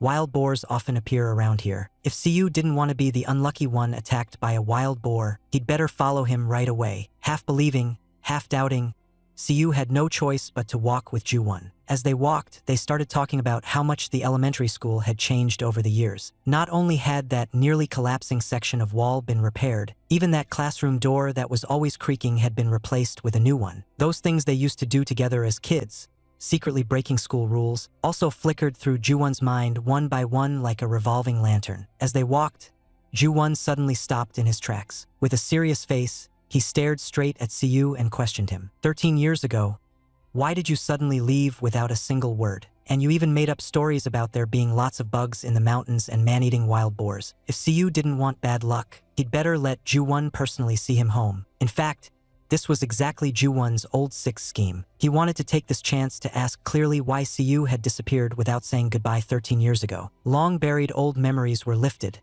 and the air instantly went quiet. Facing Ju-won's serious face, Siyu struggled for a long time before he vaguely brought up that school trip from many years ago. Ju-won clearly remembered the conversation between them back then, but he only brushed it off with a line.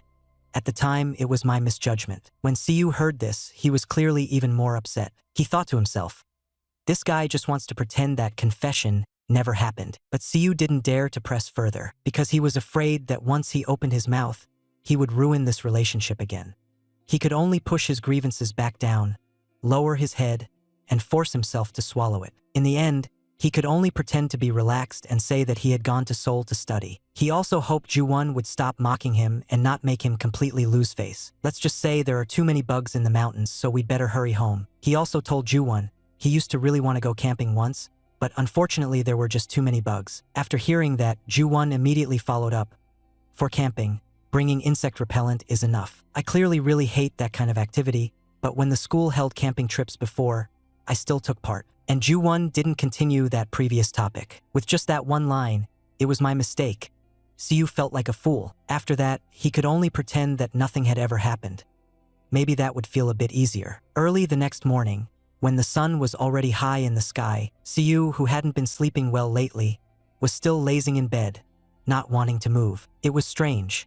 It was already so late, yet his mom still hadn't come to lift his blanket. Suddenly, the sound of the door being pushed open came through. Thinking it was his mom, he kept his eyes closed and said he'd get up right away. Afraid she would keep nagging, he turned over to show that he was awake. But in his groggy haze, the one who came into view was actually that guy Ju-won. Startled, Siyu immediately hurled his pillow at him, and the next second landed a punch right on his forehead. He couldn't figure out what sneaky thing Ju-won was up to this time, but Ju-won said he was there specifically to pick Siyu up. Not long after, Song-hyun also showed up at the door. This made the just-awakened Siyu even more annoyed. And on top of that, Song-hyun even urged him, "Hurry up and pack.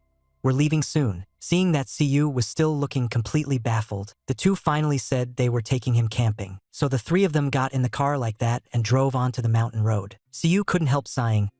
Life is unpredictable, like sausage wrapped in sausage. That Song-hyun, whose confession had been heartlessly rejected, and Ju-won, who had rejected him 10 years ago, were now actually going camping with him. He had just casually said something back then, yet they remembered it so clearly. But at this moment, Siyu also felt a bit uneasy. With such an awkward trio going out camping, was it really not going to end in disaster? Life really is impossible to predict. Just the day before, he had been so distressed, unable to untangle that four-person relationship. Yet now, there were only 3 people left in the car, already on the road to go camping. On the way, when he saw Siyu looking bored, Song Hyen said, "You can take a nap if you want." But something so awkward had just happened between him and the others, there was no way Siyu could fall asleep. After Song Hyen confirmed the destination, he quickly set up the tent once they arrived. Then he suggested, "Let's hook up the Bluetooth and blast some music for a bit." Watching this scene, a thought suddenly popped into Siyu's mind.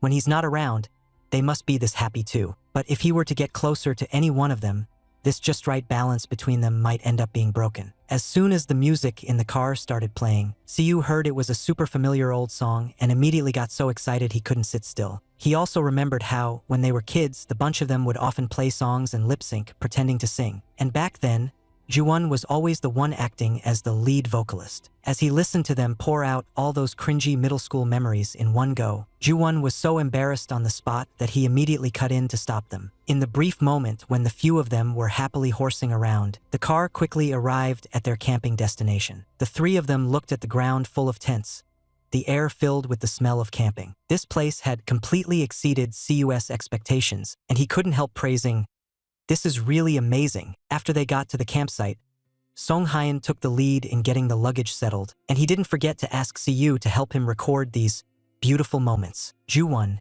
who had just finished greeting the boss, also casually brought them some coffee. At this moment, Siyu only felt very relaxed and very happy, and even the previous unpleasantness with Ju-won, as well as that sentence where he rejected Song Hyen's confession, were slowly pushed down in his heart. If the three of them could keep being this happy, maybe they could even go back to that former simplicity. The slightly weaker Ju-won was baked by the sun until he was drenched in sweat, and Siyu raised his hand to his own forehead and spoke just like when they were kids. "Follow big bro.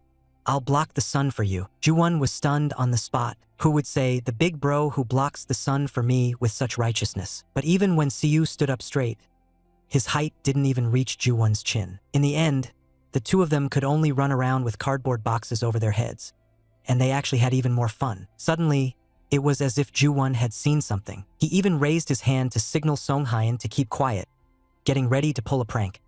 He stared at Siyu, who was slumped over the table from exhaustion, and quietly walked up to stand in front of Siyu. Then he took out the earthworm he had just caught himself and stuck it right in front of Siyu's eyes.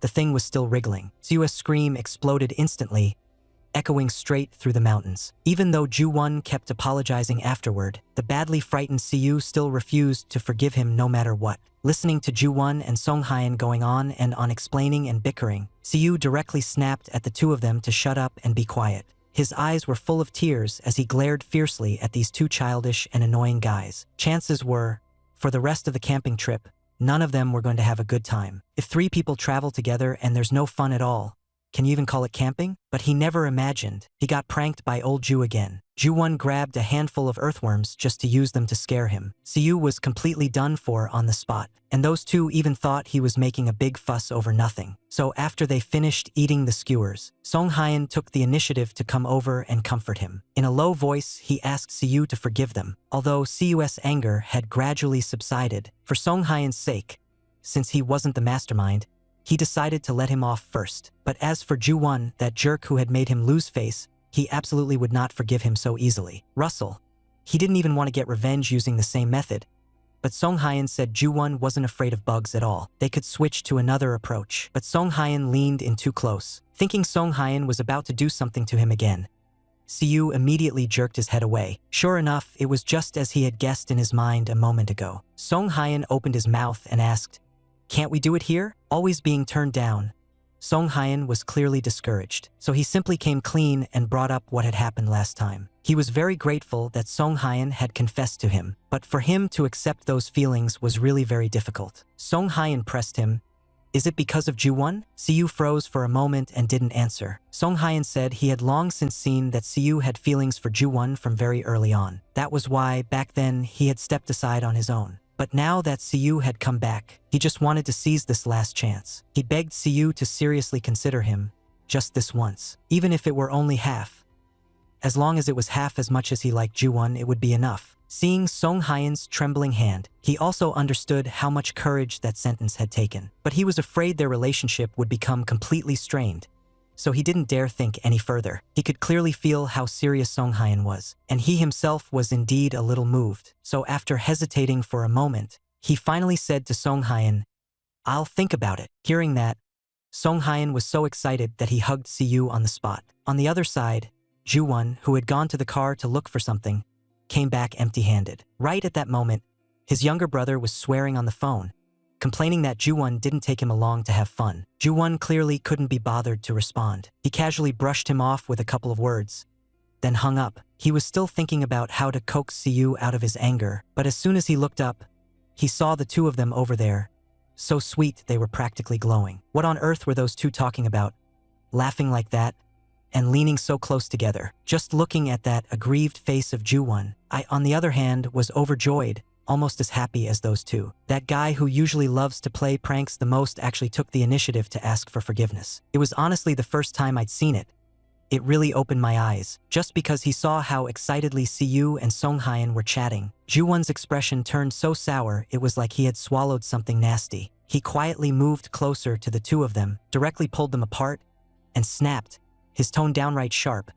"What are you talking about that's so fun?" Siyu immediately stood up. "What we're talking about is none of your business. Stop prying.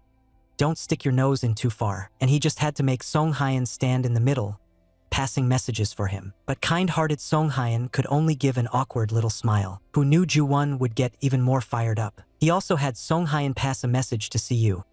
"Pack up, we're heading down the mountain. If you don't want to come with us, then stay here and feed the wild boars." But at the end of the day, it was just the three of them bickering. Before long, Ju-won drove and dropped Songhyun off at his front door. Siyu was still angry and wanted to get out of the car with him, but Ju-won grabbed him in one move. "I'll drive you a bit further." In the car, Ju-won cautiously probed, "Siyu, are you still mad?" Siyu shot back in an icy tone. "What difference does it make whether I'm mad or not? You keep lying to yourself, and your character is questionable too. There's nothing for us to talk about." He even dug up old grievances. "Back when we were competing in drinking, you took the chance to bully me." After hearing that, Ju-won not only didn't feel guilty, he instead insisted, "I did not lie." But Siyu didn't buy it at all. He only felt that this guy must be plotting something bad again. But now, Siyu was already certain. The strawberry culprit was Songhyun. Siyu was afraid Ju-won would use this incident to stir up trouble again. He could only suppress his emotions and compose his expression. "I did say that. Maybe I just don't remember." But Ju-won added another line.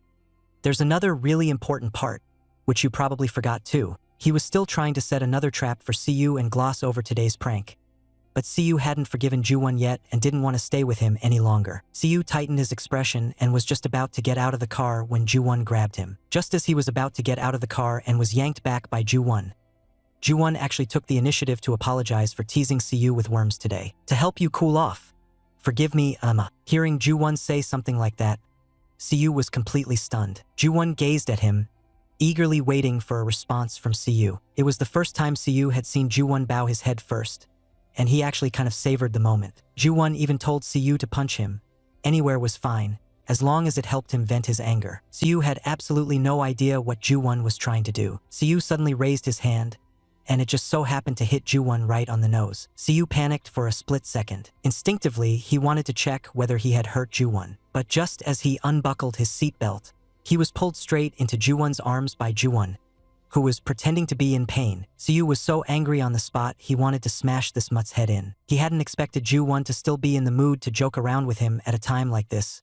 What a childish idiot. But Ju-won just had to seize on that punch from earlier, saying they could call it even for what happened yesterday. And he smoothly tried to take things a step further. No matter where this guy goes, he can't shake off his reputation as a total schemer. All day long, all he thinks about is teasing boys for his own amusement. He even wants to slowly devour a boy, leaving nothing behind. Not long ago, the three of them had just finished a camping trip. After dropping Songhyun's younger brother off at home, Siyu wanted to get out of the car with them, but Ju-won stopped him with one move. He even declared that today he was going to fuck the boy good and hard. The boy's small face instantly flushed bright red, and he struggled desperately to break free. He swung his fists in protest, but in Ju-won's eyes, that only made it more fun. The more worked up the boy got, the more excited Ju-won became. He even said he was going to make up for what they hadn't managed to do that night last time. He blamed himself for not being there that night, or else there wouldn't have been any regrets. He suddenly asked Siyu, Did he like it better outdoors? Ju-won, carried away by his excitement, didn't care in the slightest whether the boy agreed or not. He directly started groping the boy all over. It didn't take long before the boy went limp all over and collapsed in his arms. Afterwards, Ju-won actually said that next time they should be even crazier. Then Ju-won went home, thoroughly satisfied. He took a drink out of the fridge. He even casually told his younger brother Ju-ho to go to bed early, or he wouldn't grow tall. But his brother snapped back at him, "Mind your own business." He even said he was studying seriously. Of course, Ju-won knew he was trying to curry favor with teacher Siyu, but he really looked down on this kind of behavior from his brother. Yet his brother said that things between him and Siyu were progressing very smoothly, and that they had already gone all the way. As soon as Ju-won heard that, his smile instantly froze. He put down his glass of water and started making endless sarcastic comments. He said that Siyu had always treated him like a kid, but his brother replied, "These days everyone likes younger guys. Didn't you know? You call that younger?"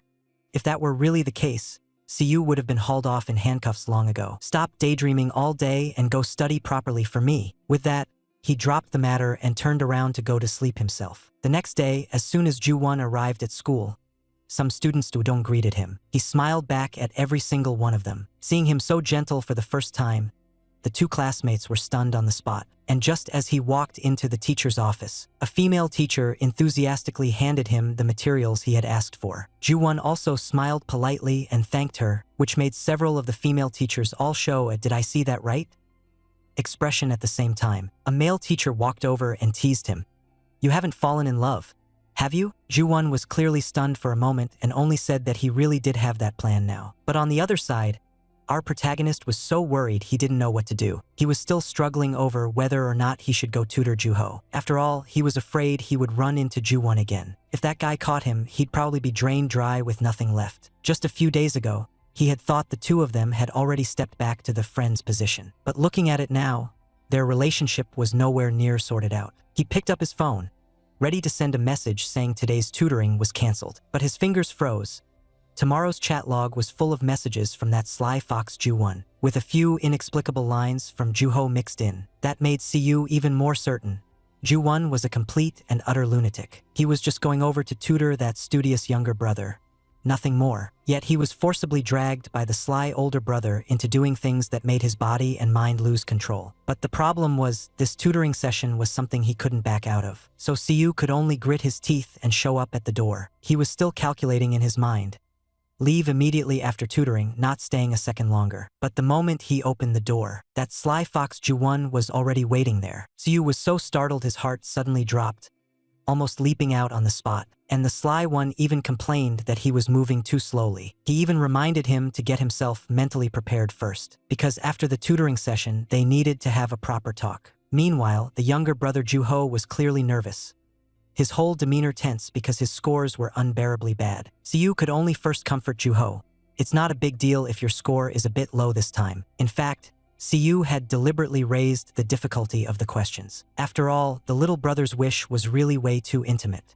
He was afraid that if he got a full score again, he would once more become Ju-ho's prey. During the break in their tutoring session, Siyu casually asked, "Why don't I see Auntie around?" When he heard Ju-ho say that mom and dad weren't home, Siyu immediately jolted on the spot. He had originally thought uncle and auntie were home, so Ju-won would more or less hold back. But Ju-ho just had to emphasize, "Sixth brother is here." At that, Siyu panicked even more, silently and desperately wishing auntie could come home right away. Otherwise today, he was definitely going to be eaten clean to the bone by Ju-won. However, sixth brother outside the door had long since run out of patience. Hearing that Siyu wanted to drag Ju-ho in to be his human shield, Ju-won simply laughed and said, "You still dare play little tricks with me?" As soon as the two of them pushed the door open, Ju-won coldly ordered Ju-ho, "Hand him over." The moment Siyu heard that, he immediately dodged.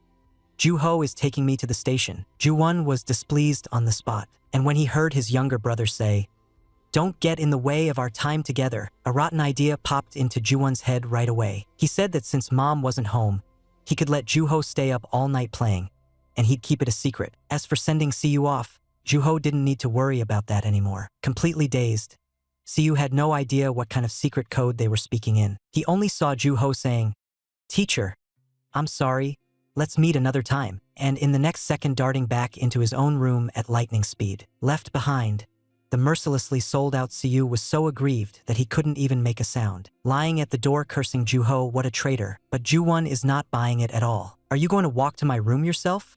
Or do you want me to carry you over? Siyu's brain still hasn't caught up when Ju-won already hoists Siyu up in one go and directly throws him hard onto his own bed, no matter how much Siyu begs him to be gentle. From Ju-won's expression, it's obvious he can't wait any longer. The moment he grabs Siyu, he just wants to drag him into playing Do Diju together. Siyu is helpless. Really, there's nothing left but helplessness. Ju-won inches closer to him bit by bit. Those mood-lifting things, I really love doing them too. He makes liking to mess with people sound like a kind of enjoyment, and only someone like Ju-won could say that. Hearing Ju-won say, I like Samhack, Siyu even thought he was going to confess, but it turns out he just wants to keep playing, and even declares that he's in an especially good mood today. He deliberately brings up how the first time was after drinking, the second time was here in this very room, and the third time was in the car a few days ago. The meaning is obvious. It's about time for Siyu to take the initiative. Before Siyu can even finish saying, I can help you out once, Ju-won already can't hold back. No matter how Siyu shouts or begs for mercy, since his parents aren't home anyway, he's not scared at all. At this point, Ju-won only gets even more excited. Siyu is completely in despair and can only grit his teeth and get through it this time. Early the next morning, Song Hyeon is already up working. He looked at Siyu's house not far away, completely unable to figure out what Siyu Hyung was busy with. From yesterday until now, not a single message had been replied to, even though he clearly said he'd call me as soon as he saw them. All of a sudden, Song Hyeon felt a wave of panic in his chest. After tormenting himself over it again and again, he still decided to go over and look for him. On the other side, Siyu slept straight till noon before he slowly opened his eyes. As soon as he looked up, he saw Ju-won lying beside him, and Siyu was scared out of his wits on the spot. The next second, he finally reacted what had happened with Ju-won last night. He stared at Ju-won's sleeping face, thinking to himself, when he's asleep, he actually looks quite gentlemanly. But the problem is, why did he suddenly act like a completely different person last night? Just then, Ju-won suddenly opened those droopy, half-lidded eyes. He reached out in one motion and pulled Siyu straight into his arms. Sleep a bit more.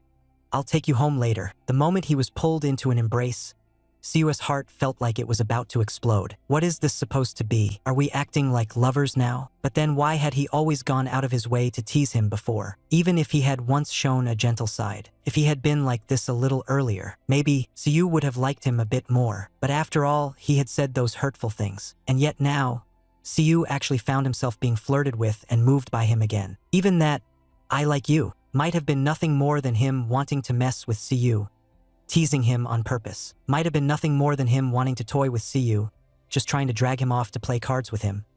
But Siyu was in no mood to go back to sleep at all, taking advantage of the fact that Ju-won was still fast asleep. Siyu simply got up, planning to go straight home. On the way, he kept thinking, if he continued to tutor Ju-ho, it would be hard to avoid running into Ju-won again. He picked up his phone and only then realized that Song Hyeon had sent him so many messages. As soon as he thought of how Song Hyeon had once asked, could he maybe consider him, and then looked at himself trapped in this tangled, unclear relationship. The more Siyu thought about it, the more conflicted he felt. The more he thought, the more helpless he became, and his eyes slowly filled with tears. Suddenly, a hand reached from behind and covered his eyes. The person who came was none other than Song Hyeon, the younger brother who had come especially to find him. Hyung, why aren't you watching where you're going? You almost bumped into me. But as soon as Siyu recognized that it was Song Hyeon's voice, his tears burst out uncontrollably all at once. Like a child, he buried his head hard into Song Hyeon's arms. Song Hyeon still didn't know what exactly he had gone through the previous night. Song Hyeon only called to him softly, Hyung, don't cry, come home with me first. So who will you choose? The gentle, considerate puppy-like younger brother Song Hyeon, or that troublemaking sixth child who's always bullying you, Ju-won? A boy's heart was probably starting to waver bit by bit as well. Song Hyeon, who had stayed over at Ju-won's house the previous night, slipped out at daybreak. Siyu had been looking for him, and the moment they met, he rushed over, threw himself into his arms, and burst into tears. Song Hyeon first pulled Siyu into an embrace, soothing him in a low voice as he brought him back to his own place. But Siyu's face was pale, and his whole state was utterly terrible. Song Hyeon frowned and asked, did that guy Ju-won force you to play fight the landlord again? Siyu hurriedly denied it, flustered, saying no. but Song Hyan pressed him. Then why are you crying? Because Siyu knew that Song Hyan could tell he liked Ju-won. Siyu was stuck all of a sudden and had no idea how to explain. All the more since he had just been crying so miserably in Song Hyan's arms. If he just brushed it off with some random excuse, it would be far too unfair to Song Hyan. So Siyu decided not to hide it anymore. He confessed to Song Hyan that he had confessed his feelings before, but had been rejected. And the jerk who rejected him was Ju-won. Hearing this, Song Hyan was completely stunned. The two of them were silent for a very, very long time. This plot was just too ridiculous. Who on earth could write such an absurd development? Song Hyan stared at Siyu and pressed him. What do you really feel in your heart? Siyu grew even more flustered, choking up for a while, before saying, I can't even explain what exactly is going on. It's just that every time Ju-won takes the initiative to get close to me, I felt like I was being pulled in and couldn't refuse at all. Hearing this, Song Hyan's expression instantly collapsed. He pulled Siyu straight into his arms. All right, Siyu Hyung, say no more. But that hug instead made Siyu start crying again.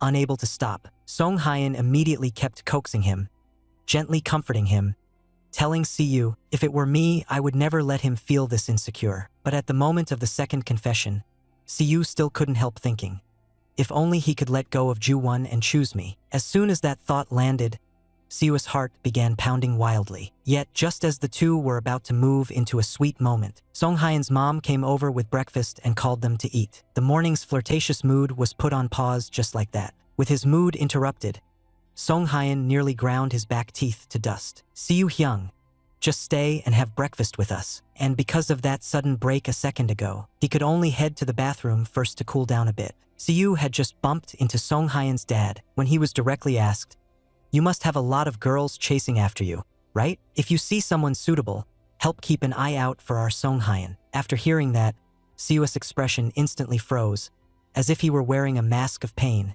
and he forced himself not to respond. Song Hyan's dad kept grumbling.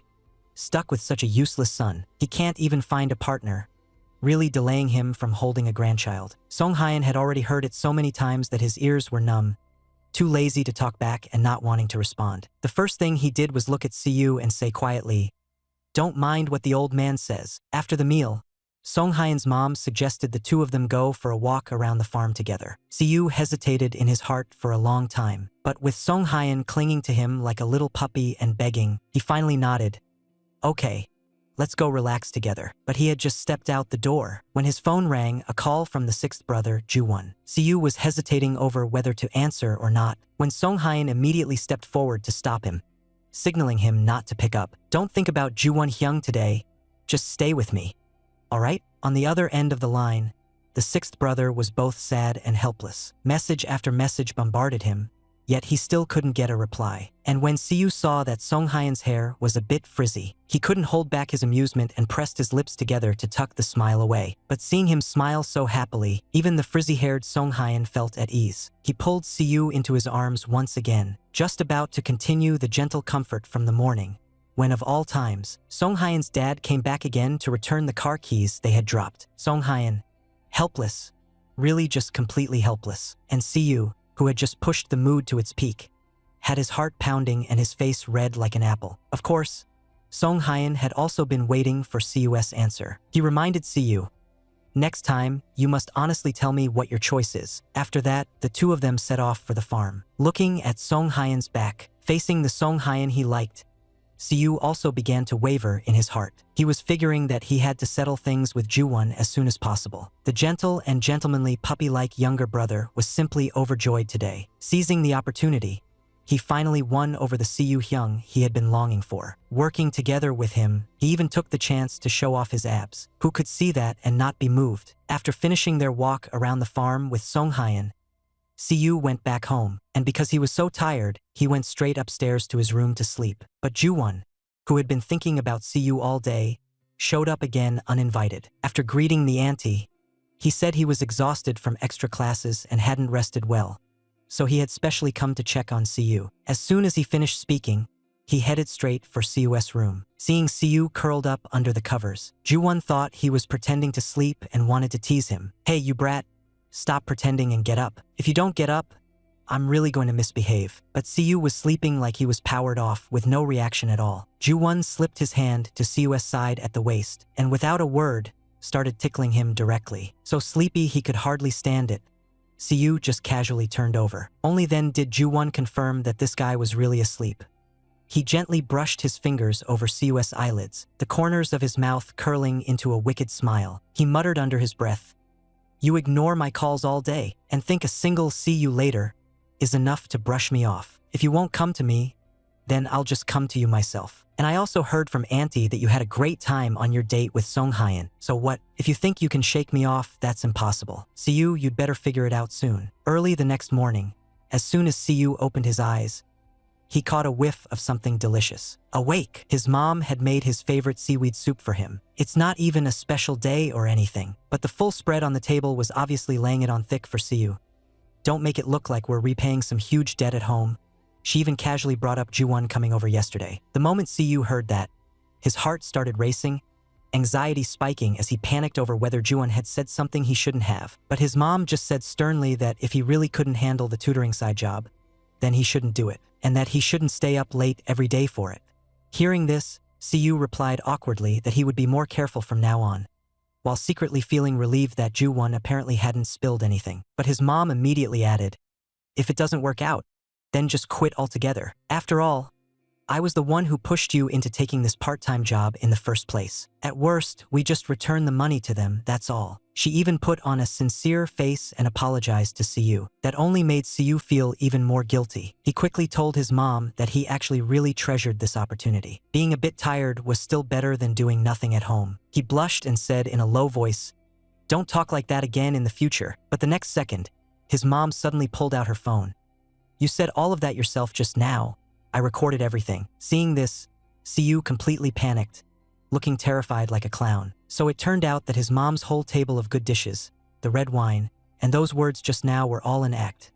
His plan to stay away from Ju-won had fallen through once again. In the afternoon, his mom called Siyu downstairs to the orchard. She also said that Song Hyeon would be coming to help. She told Siyu to bring a hat for Song Hyeon on the way. When he reached the orchard, Siyu kept thinking the whole way, how exactly should he get along with Song Hyeon? As soon as Song Hyeon arrived, he first checked on him, asking if he had rested well. He even said he thought Siyu wouldn't be coming today. But the moment Siyu got shy, the air instantly became a bit awkward. He quickly handed the hat over, finally breaking the silence. And Song Hyeon even deliberately looked for a chance to move closer, reaching out to tighten the hat strap for him. That kind of gentle and sweet smile was so close it was impossible to dodge. Siyu felt weak in his heart.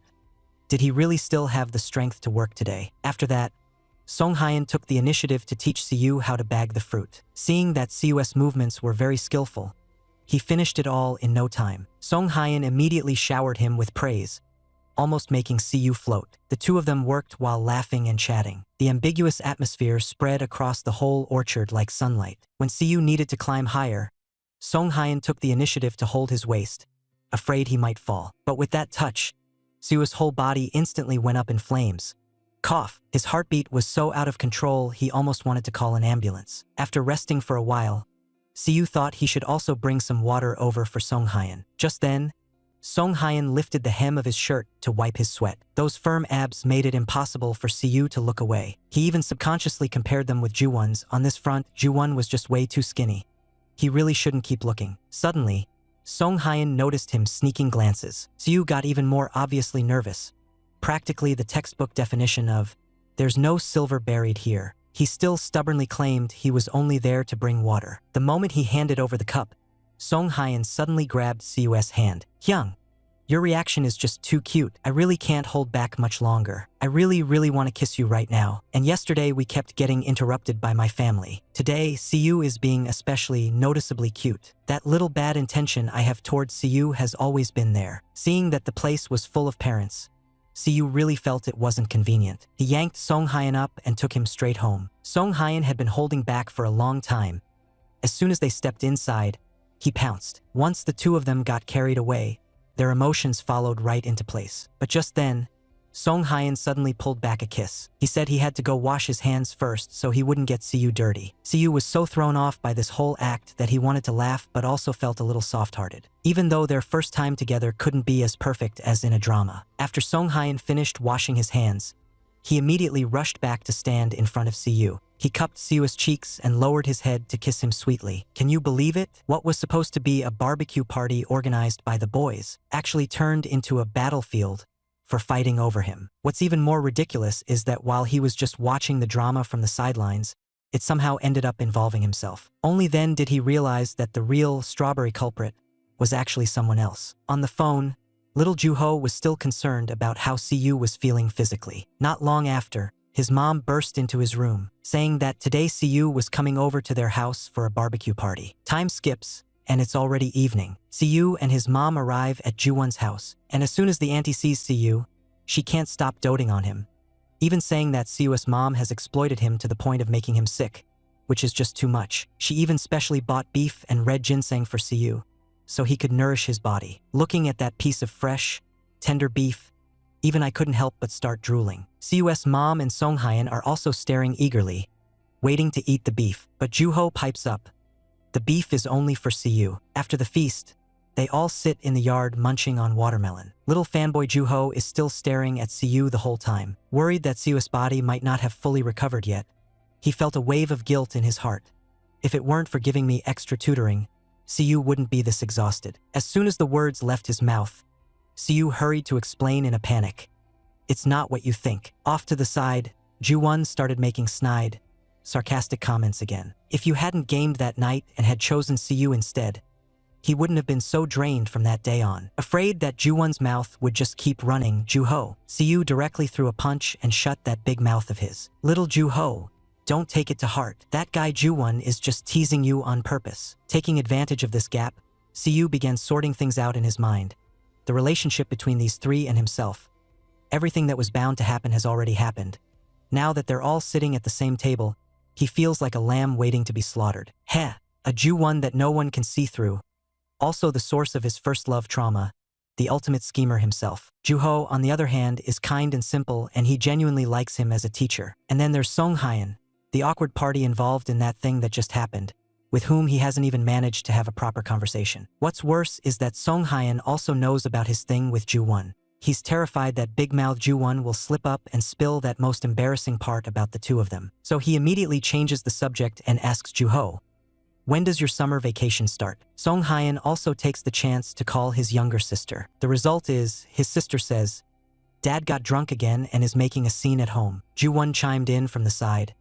Let my sister make you some honey water to sober you up. He didn't expect Juho to jump in right away.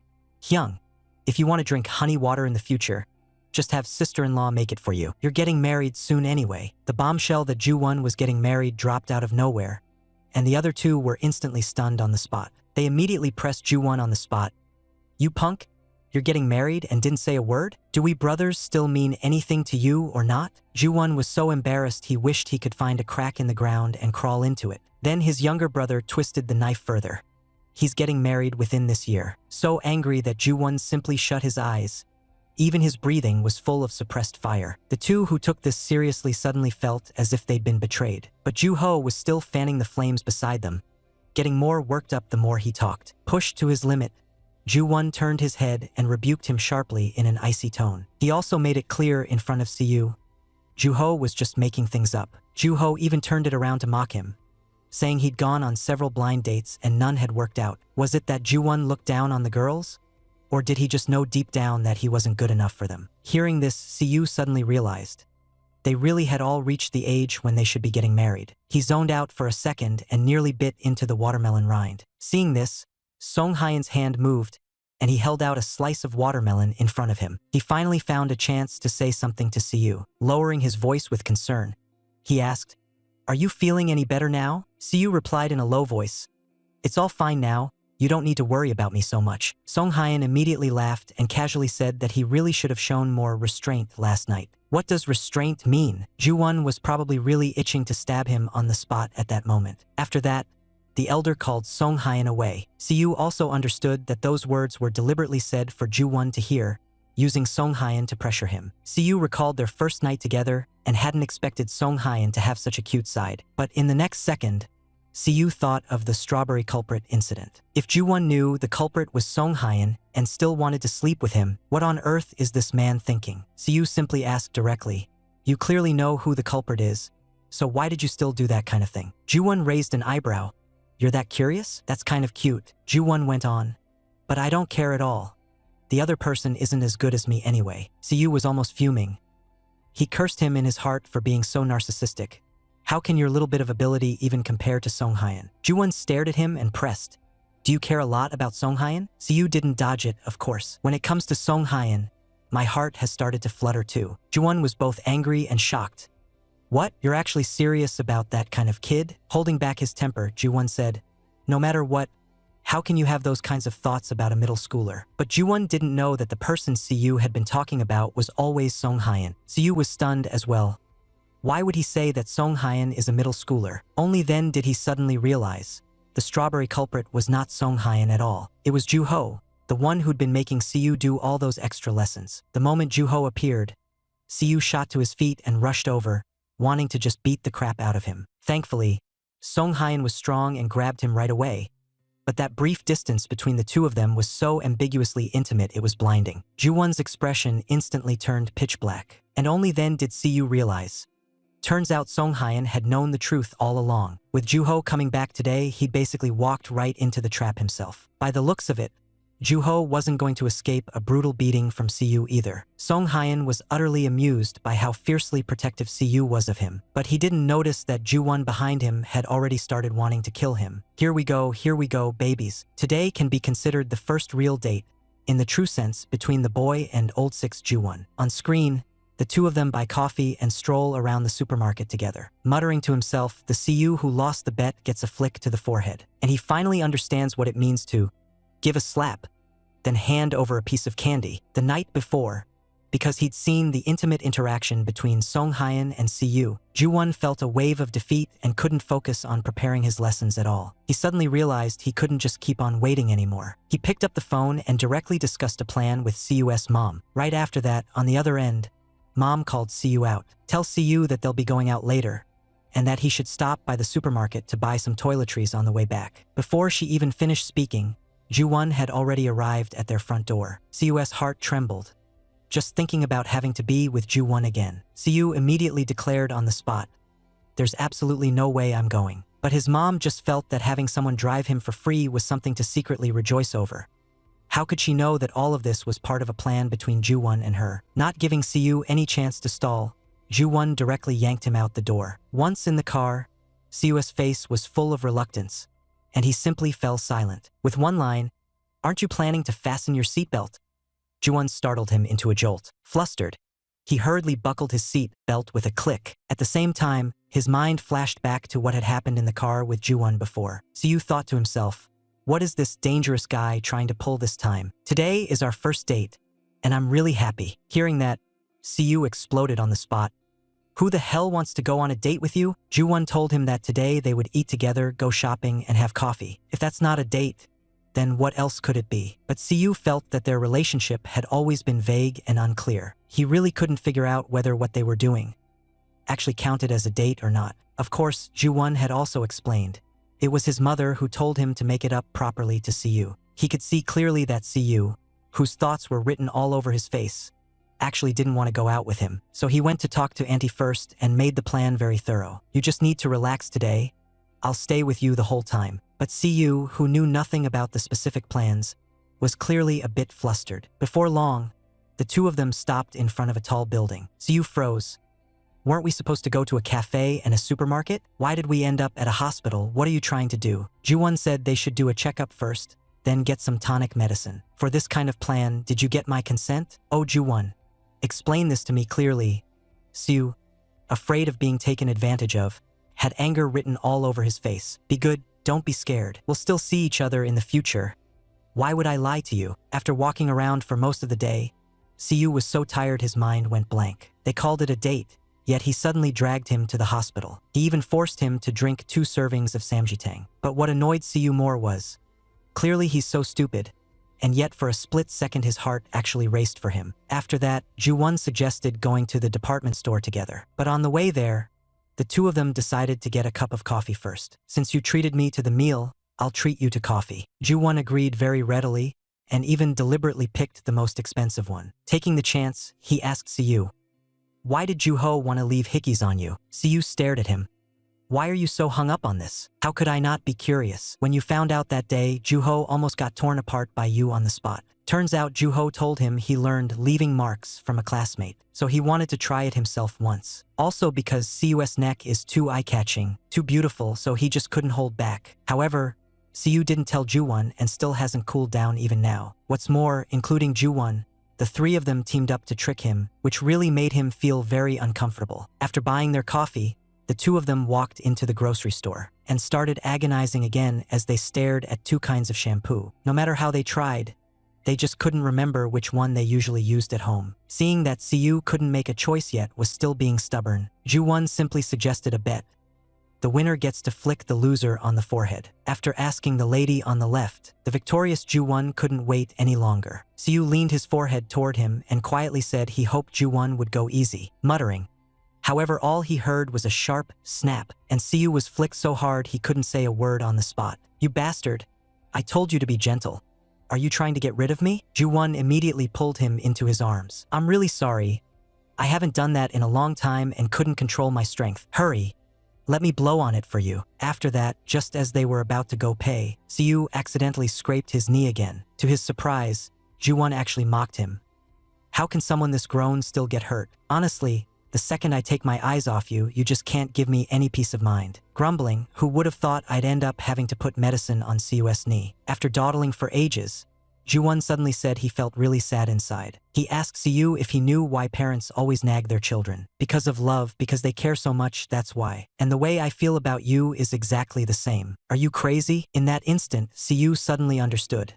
As long as his reactions were interesting enough, Juwon would keep teasing him, so he decided he wouldn't react anymore from now on. Having been seen through, Juwon felt a bit awkward. He lowered his head and asked Siyu in a very serious tone. Then what should I do for you to feel that I'm sincere? Being asked that, Siyu felt both shy and nervous, but Juwon just kept staring at him without blinking, staring for a long time. After everything was done, the two of them drove home. All the way back, Siyu kept replaying Juwon's words, and that serious expression he had never seen before. The more he thought about it, the more he felt that Juwon was impossible to read. After they got home, Siyu planned to go straight in, but he was suddenly stopped by Juwon. You're just going to walk off like this? I've played chauffeur for you all day. I'm really hurt. Even though he was clearly refusing in his heart, Siyu still slowly closed his eyes. Why are you closing your eyes? Do you think I'm going to do something to you? Siyu hurried to explain that it was just a conditioned reflex. The next second, he cooled down again, his whole body showing almost no reaction. Juwon held his emotions back with all his might, to the point of feeling suffocated. Even if it meant they might fall out, he still had to say it outright. I really can't hold back anymore. As soon as he finished speaking, he leaned in and kissed Siyu. Just from Siyu's expression after the kiss, it was obvious. He was already completely in the palm of Juwon's hand. But just as Juwon wanted to lean in a little closer and spell out his feelings more clearly, the car window was suddenly knocked on by someone. Siyu-ji, you're here too? What are you guys doing? The gentle, gentlemanly puppy-like younger bro finally toughened up for once today. He watched as the Siyu-ji he liked kept getting teased and played with by that jerk Juwon, and on top of that, the two of them had just been making out hot and heavy in the car, so the love rival battlefield over Siyu instantly ignited. After wandering around all day, Siyu and Juwon had just finished kissing when the car window was suddenly knocked on. The one who came was exactly Song Hyeon, the younger bro who had come looking for him. Go, so it turns out you went out with Juwon Ji and just got back. He even said he brought some green onion kimchi from home and asked if Siyu had anything he needed to move so they could do it together. After saying goodbye to Juwon, Siyu picked up the stuff and walked home together with Song Hyeon. Only the jealousy-soaked Juwon was left, grinding his molars in the car until they creaked. When the two of them got home, they first put the things down. Guh. Didn't you say you took a taxi out? So why were you just with Juwon again, Afraid that Song Hyeon would overthink it, Siyu hurried to explain, but the more he explained, the messier it got. It sounded even more like excuses made by a lover caught cheating. Song Hyeon stared at him and asked, was it really just a coincidence? Of course it was real, we just casually had a meal. Song Hyeon suddenly raised his voice. You big liar. His gaze drifted, full of disappointment and dejection. What is there to lie about? I saw with my own eyes you and Juwon Ji kissing in the car. Now you say it was just a coincidence. Who would believe that? As soon as those words came out, cold sweat instantly broke out all over Siwoo's back. He wanted to explain that it had all been forced on him by Ju-won. But in the end, Siwoo still fell silent. After all, they had already kissed, and the facts were right there. Instead, Song-hyun hugged him first, then you and Ju-won. How many times has it been? Exactly? Being asked like that, Siwoo was so embarrassed his fingers were about to dig a hole in the floor. Judging from that, it seemed the number of times was so high he couldn't even bring himself to say it. And he also realized he'd long since been left far behind by Ju-won. But I put up with it all only for you, Siwoo. I get sad too. I feel wrong too. And I need a way to let my emotions out. I get jealous too. And sometimes I even hate the person I am right now. Young. Do you hate me for being this childish too? All Siwoo could do was apologize first, admitting that this was indeed his own fault. Before he could even finish, Song-hyun was already closing in on him step by step, but was stopped by Siwoo in time. Young, have you already decided to choose Ju-won? If not, then give me one chance to make it up to you, okay? Song-hyun scooped Siwoo up in his arms, saying that he would be careful today. Then, on the soft bed, they played out a paid scene that can't be described in detail. Meanwhile, on the other side, Ju-won was still calling Siwoo over and over, but no one picked up on the other end, and Ju-won was so furious he started cursing on the spot. His younger brother said their mom had gone to the sauna with a few aunties. Even worse, Siwoo's mom was in there too. As soon as Ju-won thought of this, his heart suddenly sank.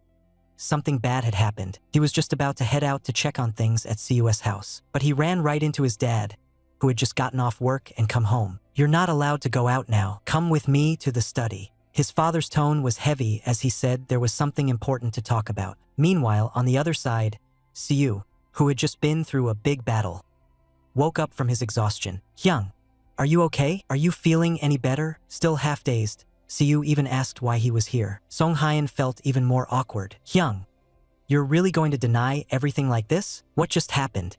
How could you forget it so fast? Siwoo instantly grew shy, his face flushing hot red. Okay.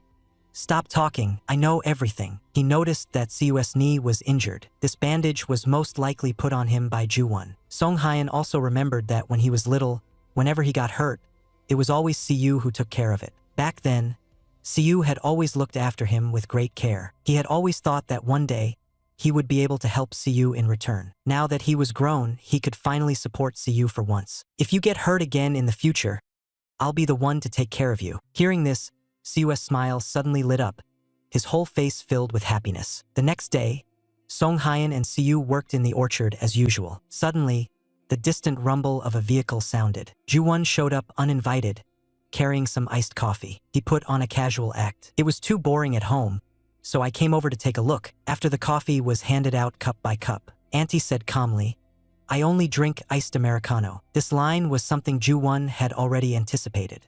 He immediately handed over the specially prepared iced Americano, smiling to flatter Auntie. Kids, Ju-won bought coffee. Come and have some. The two who came over when they heard the voice both froze when they saw Ju-won. Ju-won told Siwoo directly, I came here especially to see you. He first handed over the iced latte that Song-hyun loves the most. But when it was time to hand it to Siwoo, Ju-won deliberately teased him and put the coffee on top of his head. He even looked smug, as if waiting for Siwoo to explode. Then he suddenly put his arm around Siwoo and, right in front of Song-hyun, said, Auntie, I'll borrow Siwoo for a bit first. Okay? After Auntie nodded her consent, Ju-won yanked Siwoo away to the farther edge of the woods. The next second, he ordered directly, Take out your phone. What do you want my phone for? Just as Siwoo handed over the coffee, Ju-won conveniently snatched his phone. He immediately dialed his own number. The screen showed everything was normal. The call could go through and be received. Ju-won's temper flared instantly. The phone wasn't broken at all. Why the hell didn't you answer my calls? Siwoo could only explain. I went to bed too early and didn't hear it. Then after you woke up, why didn't you call back? Siwoo had no choice but to apologize first, then promise.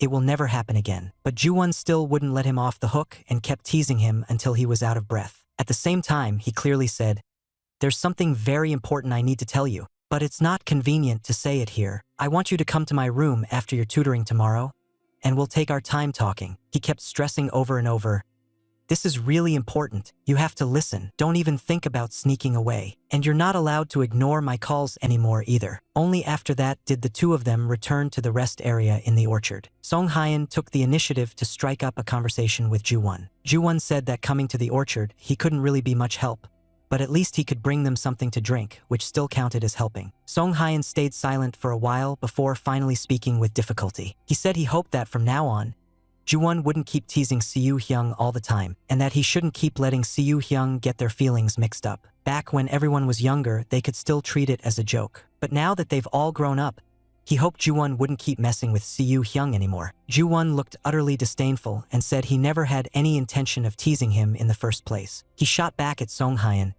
Why do all of you think what I do looks like I'm just joking around? Can you tell me why, exactly? Looking troubled, Song Hyeon didn't answer. He only said that Ju-won should seriously reflect on himself. He added, "Don't let Seo Hyung get his feelings mixed up. I really mean that, and I hope you think it through carefully. I'm being sincere too, but if all of you think I'm just joking, then I'll show you my sincerity through my actions. Are you satisfied with this kind of answer, little brother Song Hyeon? I mustered up my courage to confess to you, but you ignored me, and you kept bullying that boy every single day. All you ever did was make fun of him and tease him. Ha, so this is what you call liking someone? Only after you lose him do you suddenly want to win him back. This time, that old 6 Ju-won totally brought it on himself. That day, as usual, Seo continued his part-time job of tutoring Ju-ho. But afterward, he demanded that Ju-ho write a pledge of no physical contact. He also told Ju-ho to engage in self-reflection at any time from now on. Otherwise, next time it wouldn't just be as simple as getting a couple of bumps on the head. He also stressed, during vacation, don't even think about fooling around everywhere. You have to be a good student and patch up all the gaps in time. After that, Seo left Ju-ho's room. He remembered that Ju-won had said he had something to tell him, although every time he went over, it felt like a lamb entering a tiger's den.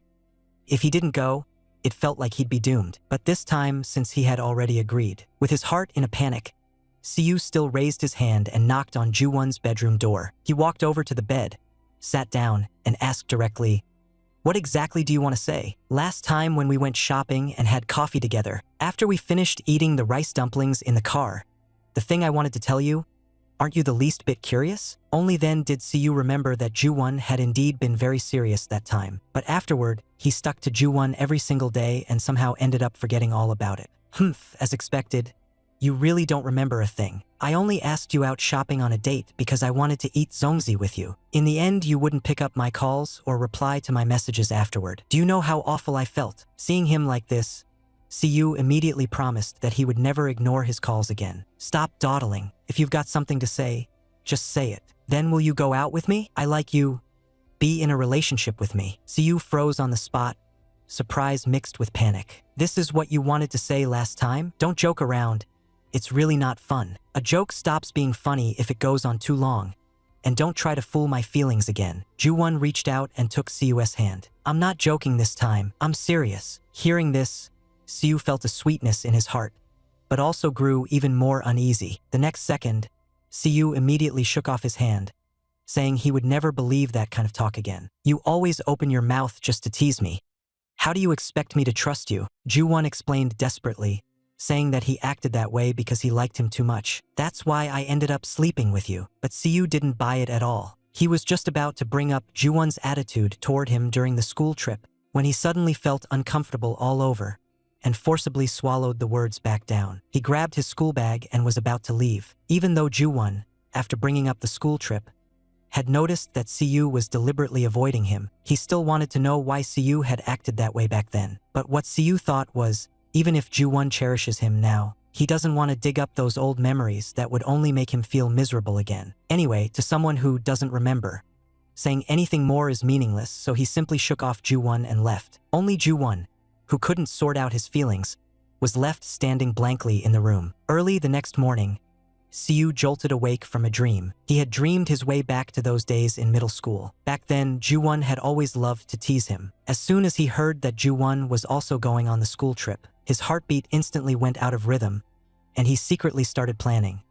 He was going to confess to Ju-won. But then he heard from his sister that Ju-won might be moving away. The moment he thought they might never be able to be together again, his whole mood sank. Finally, the day of the school trip arrived. On the way there, he and Ju-won sat together the whole time. He saw the obvious dark circles under Ju-won's eyes. He offered his shoulder to Ju-won, letting him lean on it to rest. After they arrived at their destination, Ju-won arranged with him they would meet on the mountain. The whole way, he was drafting his speech in his head, preparing what he wanted to say to Ju-won. But when he found Ju-won sitting alone by a small stream, his heart inexplicably tightened. He was both nervous and afraid, torn over whether to voice his feelings. Siyu moved step by step, slowly approaching Ju-won. "Oh, Ju-won, there's something I want to tell you. It's a bit embarrassing, but I still want to muster up the courage to tell you. I like you. I've liked you for a long time.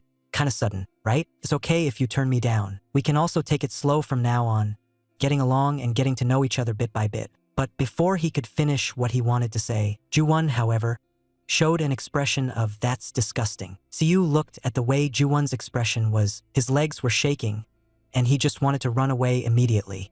He hid in the woods, feeling so wronged he was about to break down, crying non-stop. When the trip ended and everyone was heading back, the teacher said that Ju-won had something urgent and left first. This instantly made Siyu feel guilty. He had always thought it was his fault. He even ended up with a shadow in his heart that could never be erased. When he woke up from the dream, the fact that he hadn't dreamed about this for a long time actually made Siyu feel even worse. And right at that moment, Ju-won called again. Siyu, whose heart was still in complete chaos, didn't want to pick up at all and directly declined the call. And even in front of his mom, he still wouldn't answer Ju-won's calls. He only sent a text, "I'll contact you when I've sorted myself out." What Ju-won still couldn't let go of in his heart was what Siyu refused to say out loud, that incident from the school trip. So he decided he couldn't just keep waiting. He then went straight to Siyu's house. But just his luck, Lee Song-hyun told him, "Siyu went out." "Ju-won, you're not seriously saying you didn't know, right?" Ju-won was made a bit embarrassed by this retort. After the two of them stayed silent for a long time, since Siyu wasn't here now, Lee Song-hyun, "It's perfect that you came out. I have something I want to talk to you about alone." Clearly, he had the chance to clear up the misunderstanding from before, but Ju-won insisted on backing himself into a corner. The result made the already battered and bruised Siyu break down in tears once again. The relationship between the two of them remained frozen, getting more rigid the longer it dragged on. That day, Ju-won and Song-hyun brought up the previous school trip. He also understood that this was definitely related to Siyu Hyung, because after the school trip, Siyu suddenly disappeared. But at that time, he hadn't gone along, so he could only say, "I'm not sure what exactly happened." But Song-hyun suddenly remembered that Siyu had told him before that in the year of the school trip, Ju-won had once rejected him. Yet, because of his own feelings for Siyu, he had deliberately changed the subject and hadn't told Ju-won about it. Siyu's distancing himself from Ju-won might really have something to do with that rejection. He only glossed over it, saying that if he remembered anything, he would tell him right away. The next day, Siyu and his mother hurriedly went out. Today, they were rushing to attend Song-hyun's nephew's first birthday party. At that moment, Song-hyun had already arrived early and was waiting for them at the intersection. But as soon as Siyu saw how Song-hyun was dressed, Siyu, who had never seen him like this before, was instantly stunned. He hadn't expected the puppy younger brother to have such handsome clothes. "Ah, what is it? Is it weird?" "Yes, weird. Weirdly cute. And it suits you especially well." Being praised made Song-hyun light up entirely, overjoyed. Even Siyu felt his face grow hot from that damn charm of his and almost dodged his gaze. After the two families took commemorative photos, they got in the cars and set off. Before long, they arrived at the banquet venue. His younger brother Soo-hyun, who was studying in Seoul, came to greet them enthusiastically. When he saw Siyu, whom he hadn't seen for years, he first exchanged some warm pleasantries. After that, Ju-won's family also arrived right on time. Soo-hyun then gave Ju-won, who had once been his teacher, a warm hug. But when Siyu let his gaze fall on Ju-won, Ju-won didn't respond at all. He just urged everyone to go in and sit down first. This made Siyu, who was in the middle of a quarrel with him, suddenly go blank in the head. At the banquet, the parents sat at one table, chatting about family matters big and small. Friends of the same generation as Song-hyun sat at another table, casually talking about the old days. But Siyu's gaze stayed glued to Ju-won the whole time. In his heart he was thinking, he clearly said he would treat me sincerely, yet now he's acting like nothing ever happened. Suddenly, the younger brother Soo-hyun spoke up and asked if Ju-won's health was fine now. Ju-won's expression froze, and he awkwardly said that everything was fine now. But it wasn't just his younger sister who looked puzzled. Even Siyu had absolutely no idea what they were talking about. He wanted to hear Suhayan continue, but Ju-won slammed his water cup heavily down on the table, just in time to force back the words Suhayan was about to say about his health having had problems before. The atmosphere at the table instantly dropped to freezing point. In Siyu's mind, only one thing was turning over and over. When exactly was that time Songhayan just mentioned? When he said Ju-won was sick, Songhayan could tell at a glance. Siyu really cared a lot about this. He simply went with the flow and muddied the waters a bit more. Siyu Hyung is pretty curious too, right? So you're not planning to tell us? The younger siblings at the same table were uneasy, but they were already in full gossip-watching mode. But then they were interrupted again by Ju-won's cold voice. Lee Songhayan, can you stop bringing up exactly the one thing you shouldn't? Not long after, Suhayan came over holding the birthday star. What's wrong? Why does everyone look so grim? As soon as he sat down, his younger sister took the little nephew from him, heart aching terribly. Suhayan sighed that it was really not easy for everyone to be able to gather together this time. He even specially asked Siyu how he had been doing lately, but Siyu's attention was still firmly locked on Ju-won. After the banquet ended, Suhayan said he had already booked hotel rooms for everyone. A warmth rose in Siyu's heart, and he couldn't help nodding in approval at this arrangement. But Ju-won suddenly pulled him close. Siyu and I will go back first. We still have to go to school tomorrow. As soon as the words fell, Songhayan immediately said he wanted to go with them too, but his dad yanked him back on the spot and forcibly made him stay. Ju-won led Siyu out, his voice tight. Let's go back. We need to have a proper talk. Left with no choice but to stay the night, Songhayan's face was nevertheless full of worry. It didn't take long before the two of them were back at Ju-won's place. If there's anything you want to talk about, say it here. Ju-won steered the conversation back again, to the time he was rejected by Siyu. Siyu just said coolly, there's nothing to talk about. Holding down his emotions, Ju-won said, your reason for rejecting me last time wasn't clear. Siyu, why exactly did you turn me down? You have to give me a reason that can convince me. I'm not interested in you. I've never had that kind of feeling for you. Siyu, stop lying. In your heart, you do like me, don't you? Hit with that question in return, Siyu was a little taken aback. He knew very well that this guy, Ju-won, definitely remembered what had happened before. It's precisely because you like me that you think I'll just fall for it so easily. Ju-won, if that's really what you think, then I'll give you this one chance. And after this, don't ever say things like, I like you again. Hearing that, Ju-won, who had still wanted to salvage things, was choked with anger on the spot. But you can actually say something like that since you don't want to hear what I have to say either. Then go upstairs. Tonight we'll do it your way. As soon as they entered the room, Siyu started unbuttoning and taking off his clothes. I usually don't want to, and you just keep clinging on and won't let it go. Or is it that you actually like forcing people to do what they don't want to do? Then today, let's do it. Before he could finish speaking, Ju-won grabbed Siyu's arm. He forcefully threw him onto the bed. Then you'd better be ready to struggle for real. I've never once been respected by you. Don't say these useless things. Let's just get this over with. By the time they finished, Siyu's face was burning red, his eyes full of tears. Why do I always have to be bullied by you? It's obviously always your fault. Realizing all this, Ju-won also burst into tears. Then why didn't you tell me even once? This boy had always really liked the feeling of being a teacher. To take what he learned, fully understand it, and then put it into use. And then to teach it to others was something that felt very fulfilling to him. So Ju-won, who liked this boy, eventually chose to become a teacher. Yet it just had to be now that the two of them were in such an awkward situation. It forcibly dragged Ju-won's thoughts back to high school. Back then, Siyu would always take the initiative to come talk to him. He even made plans to go to Ju-won's house in the evening to review together. After school, the two of them stood by the edge of the playground chatting. Siyu said that in the future he wanted to become a teacher. But then again, thinking that far ahead already was a bit too mature. Ju-won deliberately teased him. Then in the future you'll be the beloved volunteer teacher everyone adores. Siyu's face turned red in an instant, and he hurried to stop him. Cut it out. Stop making fun of me. He could only shift his gaze away, to look at Songhayan playing basketball over there. But Ju-won also genuinely felt that, with Siyu's grades, becoming a teacher in the future would be no problem at all. After that, the three of them went together to Ju-won's house. Auntie had already prepared dinner early, and it was still steaming hot. After they finished eating, they started reviewing their schoolwork. Siyu also casually helped the younger grade Songhayan with math. As soon as Songhayan mentioned that he couldn't go on the school trip with them, he became all gloomy. Siyu then asked Ju-won, "You're still not going this time?" After hearing Ju-won's definite answer, the disappointment on Siu's face was almost impossible to hide. After that, Ju-won suggested that they watch a movie together. Song-hyun said, "Tomorrow's Saturday. I can't.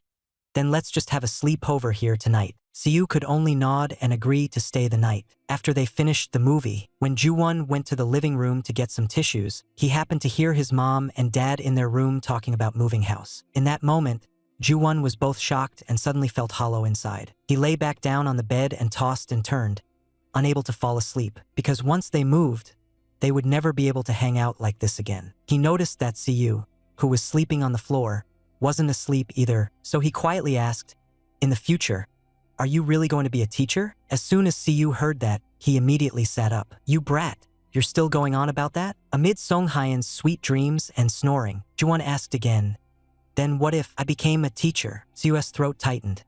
He choked up and didn't answer. There wasn't any special reason. He was just purely curious. "If I became a teacher, would you be happy?" After hesitating for a long time, Siu finally answered, "No." "Then why wouldn't you be happy?" Siu's expression was very serious, and in an official-sounding tone he said, "Because that will increase the competition rate." Hearing this, Ju-won could only lie down in disappointment and force himself to sleep. Early the next morning, Ju-won asked his mom, "Where did you put my backpack?" His mom thought for a moment and said, "It should be in the wardrobe in the storage room." But as soon as she heard that Ju-won was packing for the school trip, her whole body froze. "What school trip? Didn't you submit the not participating form?" It was exactly the opposite. Ju-won had submitted the participating application. As soon as his mom heard that, she immediately wanted to call his homeroom teacher, and Ju-won hurried to stop her. He brought up the possibility that their family might be moving soon, and said this might be his last school trip, that he really wanted to go. He also hoped his mom could help keep it a secret from his dad. His mom had no choice and could only nod and agree. So Ju-won stayed up late into the night packing his luggage. When he lay down to sleep,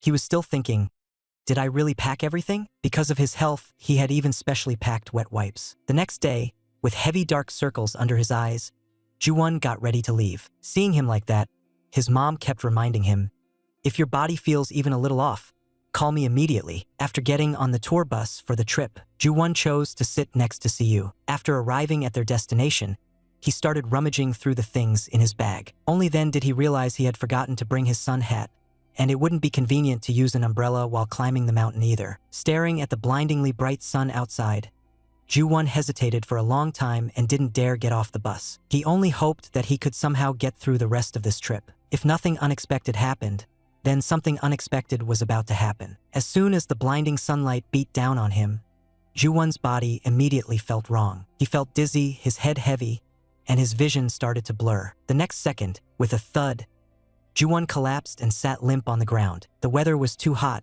He was clearly suffering from a bit of heat stroke. Because he and Siu had set out separately, at this moment Ju-won was still worrying. Siu should be okay, right? He was thinking about Siu when a sound suddenly came from behind him, as if someone were talking. Ju-won's heart tightened. Could it be that the teacher was walking over? He raised a hand to clutch his chest, but his consciousness grew more and more blurred.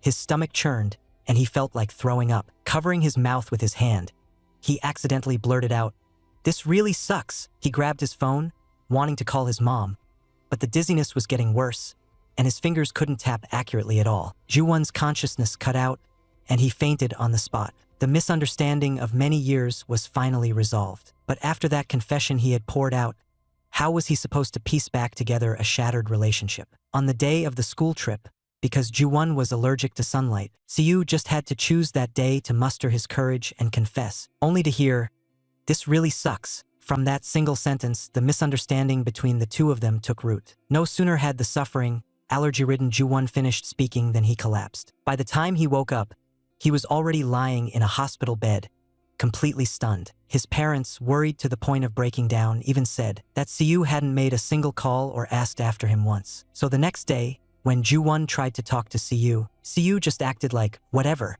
and flat out ignored him. During the break between classes, Ju-won wanted to clear things up again, but the rejected Siu was still as cold as a stranger. "Don't even think about flirting with me again. "You boring guy." Looking at Siyu putting things so harshly, Ju-won's thoughts were forcibly yanked back to reality. He just couldn't figure out how two people who had been so close could turn into strangers overnight. Only then did Siyu finally say it. That day he had been confessing, but all Ju-won said back to him was, "Really sucks." Ju-won's mood suddenly sank, and he kept apologizing, but at that moment he still hadn't realized the real reason things had gone bad back then. He even wondered if it was because he had stubbornly tagged along on the school trip that Siyu got upset. Suddenly, it was like all the pieces in Ju-won's mind snapped into place. "That day when you confessed to me, and I said, 'I'm really pissed off?' Yes, and you didn't say another word, you just walked away." Thinking of Siyu in that moment, Ju-won's eyes burned, and his tears almost fell. Ju-won hastily explained what had actually happened back then. But even now, all he can remember is up to the part at the little stream on the mountaintop. After that, because he suddenly felt unwell, his memory completely cut out, and he had no idea the person coming up to him was actually Siyu. But Siyu didn't buy it at all and flatly said, "I don't accept that as a reason." Only then did Ju-won bring up his sun allergy. Clearly he had mentioned it to Siyu a long time ago. Yet even so, hearing it now still left Siyu stunned. Ju-won also explained that during the school trip, that "I'm really pissed off" wasn't directed at Siyu. In a low voice he begged Siyu, "Hoping you can forgive who I was back then." While explaining, Ju-won reached out and immediately took Siyu's hand. The very next second, a pillow from Siyu came flying straight at his forehead. "Ju-won, you total bastard. If you hadn't hidden your illness back then, I wouldn't have stupidly misunderstood you for so long either." Siyu cried so hard that it sounded like his voice was going to blow the roof off. Ju-won knew he was wrong and could only pull Siyu into his arms, apologizing over and over, saying he had no choice but to keep it from him. Choking up, he said, "If I could choose again, faced with your confession, I would never say something so chilling." Ju-won moved very gently as he wiped the tears from the corners of Siyu's eyes. He regretted it even more. If he'd known it would turn into such a deep misunderstanding, he never should have tried to be clever and hide it in the first place. "So, can you give me another chance now?" Even though the misunderstanding had been cleared up, Siyu was still frozen there, his eyes unfocused. Even though the misunderstanding had been cleared up, Siyu was still frozen there. Ju-won stated his like very clearly and said he wanted to start dating Siyu all over again. After all, saying something like, "I like you," a third time made his face feel like it was on fire, but Siyu only looked back at him with those clear, sharp eyes. He said bluntly, "I still need to think seriously about this relationship." Afraid of missing his chance again, Ju-won had no intention of letting go this time, saying all this useless stuff is completely pointless. In that second, Siyu's heart jumped right up into his throat. But the moment he thought of the little puppy Song-hyeon in the backyard, he immediately pushed Ju-won away and casually came up with an excuse to say he had to go home. And right at that moment, Song-hyeon called. Cold sweat broke out all over Siyu. Song-hyeon said he was already downstairs at the apartment complex. He wanted to see Siyu and have a private talk. Siyu, holding his phone, only hesitated for 2.5 seconds. In the next second, he decisively left Ju-won where he was, all his thoughts written plainly on his face. Here, the author deliberately leaves an open ending. The ultimate choice of which side to take is handed directly to you. If it were you, who would you choose? Late at night, Siyu had just arrived back at his own apartment complex. At this moment, Ju-won called him again, asking if he had already gotten home. He rambled on and on about a bunch of things with no point. Siyu listened until his ears practically grew calluses. He really couldn't stand it anymore and simply hung up. Although they had only just cleared up the misunderstanding between him and Ju-won today, Siyu only felt this guy was getting more and more clingy. As Siyu replayed the things that had happened today in his mind, Song-hyeon happened to rush over in a taxi. His hands were full of bags, carrying a lot of stuff. There were mugs, cookie gift boxes, macarons, and so on. He said these were all the return gifts his older brother had prepared for the baby's first birthday banquet. Because they left in such a hurry,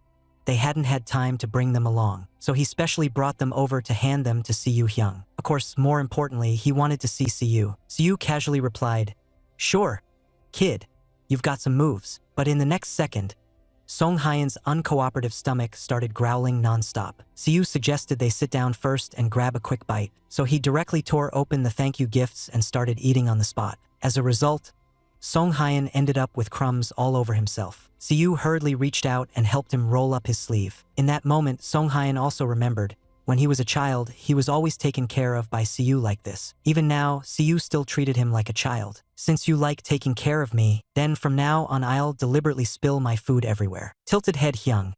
Will you keep taking care of me in the future too? Seeing Song Hyeon act spoiled like this, Siyu really couldn't handle it. He was as cute as a little puppy. No matter who it was, they would probably soften, right? Then what if I act like this only to you? Hyung, would you still soften for me? Song Hyeon asked in that soft, sticky tone. Siyu had no choice but to fake a cough and stubbornly say, I'd soften for anyone. But just then, another check-in call from Ju-won came through. Siyu even deliberately glanced at Song Hyeon's expression. As soon as he picked up, the person on the other end started scolding nonstop. Song Hyeon had to quickly explain, I'll send Siyu Hyung home right away. He also reminded Siyu, you have to put the macarons in the fridge. Watching Siyu's back as he walked away, Song Hyeon suddenly called out to stop him. He asked, you and Ju-won made up, right? Siyu was a little surprised. Was it that obvious? That you could see through it? Song Hyeon just guessed that the earlier quarrel between you two might have had something to do with Ju-won's allergy. Of course, he had actually wanted to bring this up just now at the banquet. He thought of how, when Ju-won was little, he bought him popsicles and even told him to keep it a secret. On top of that, deep down he actually didn't want to bring this matter up either. He didn't want Siyu to keep recalling those painful memories. But the reason he did all this was entirely for Siyu. He even said to Siyu directly, I really like you. Siyu suddenly choked up and didn't know how to respond. He never imagined that Song Hyeon could go this far for his sake. What's more, the misunderstanding between him and Ju-won had already been personally cleared up by Song Hyeon. Completely resolved. The current Song Hyeon no longer hides his own emotions. Siyu, from here on, it's up to you to decide. Between me and Ju-won, whose side are you really on?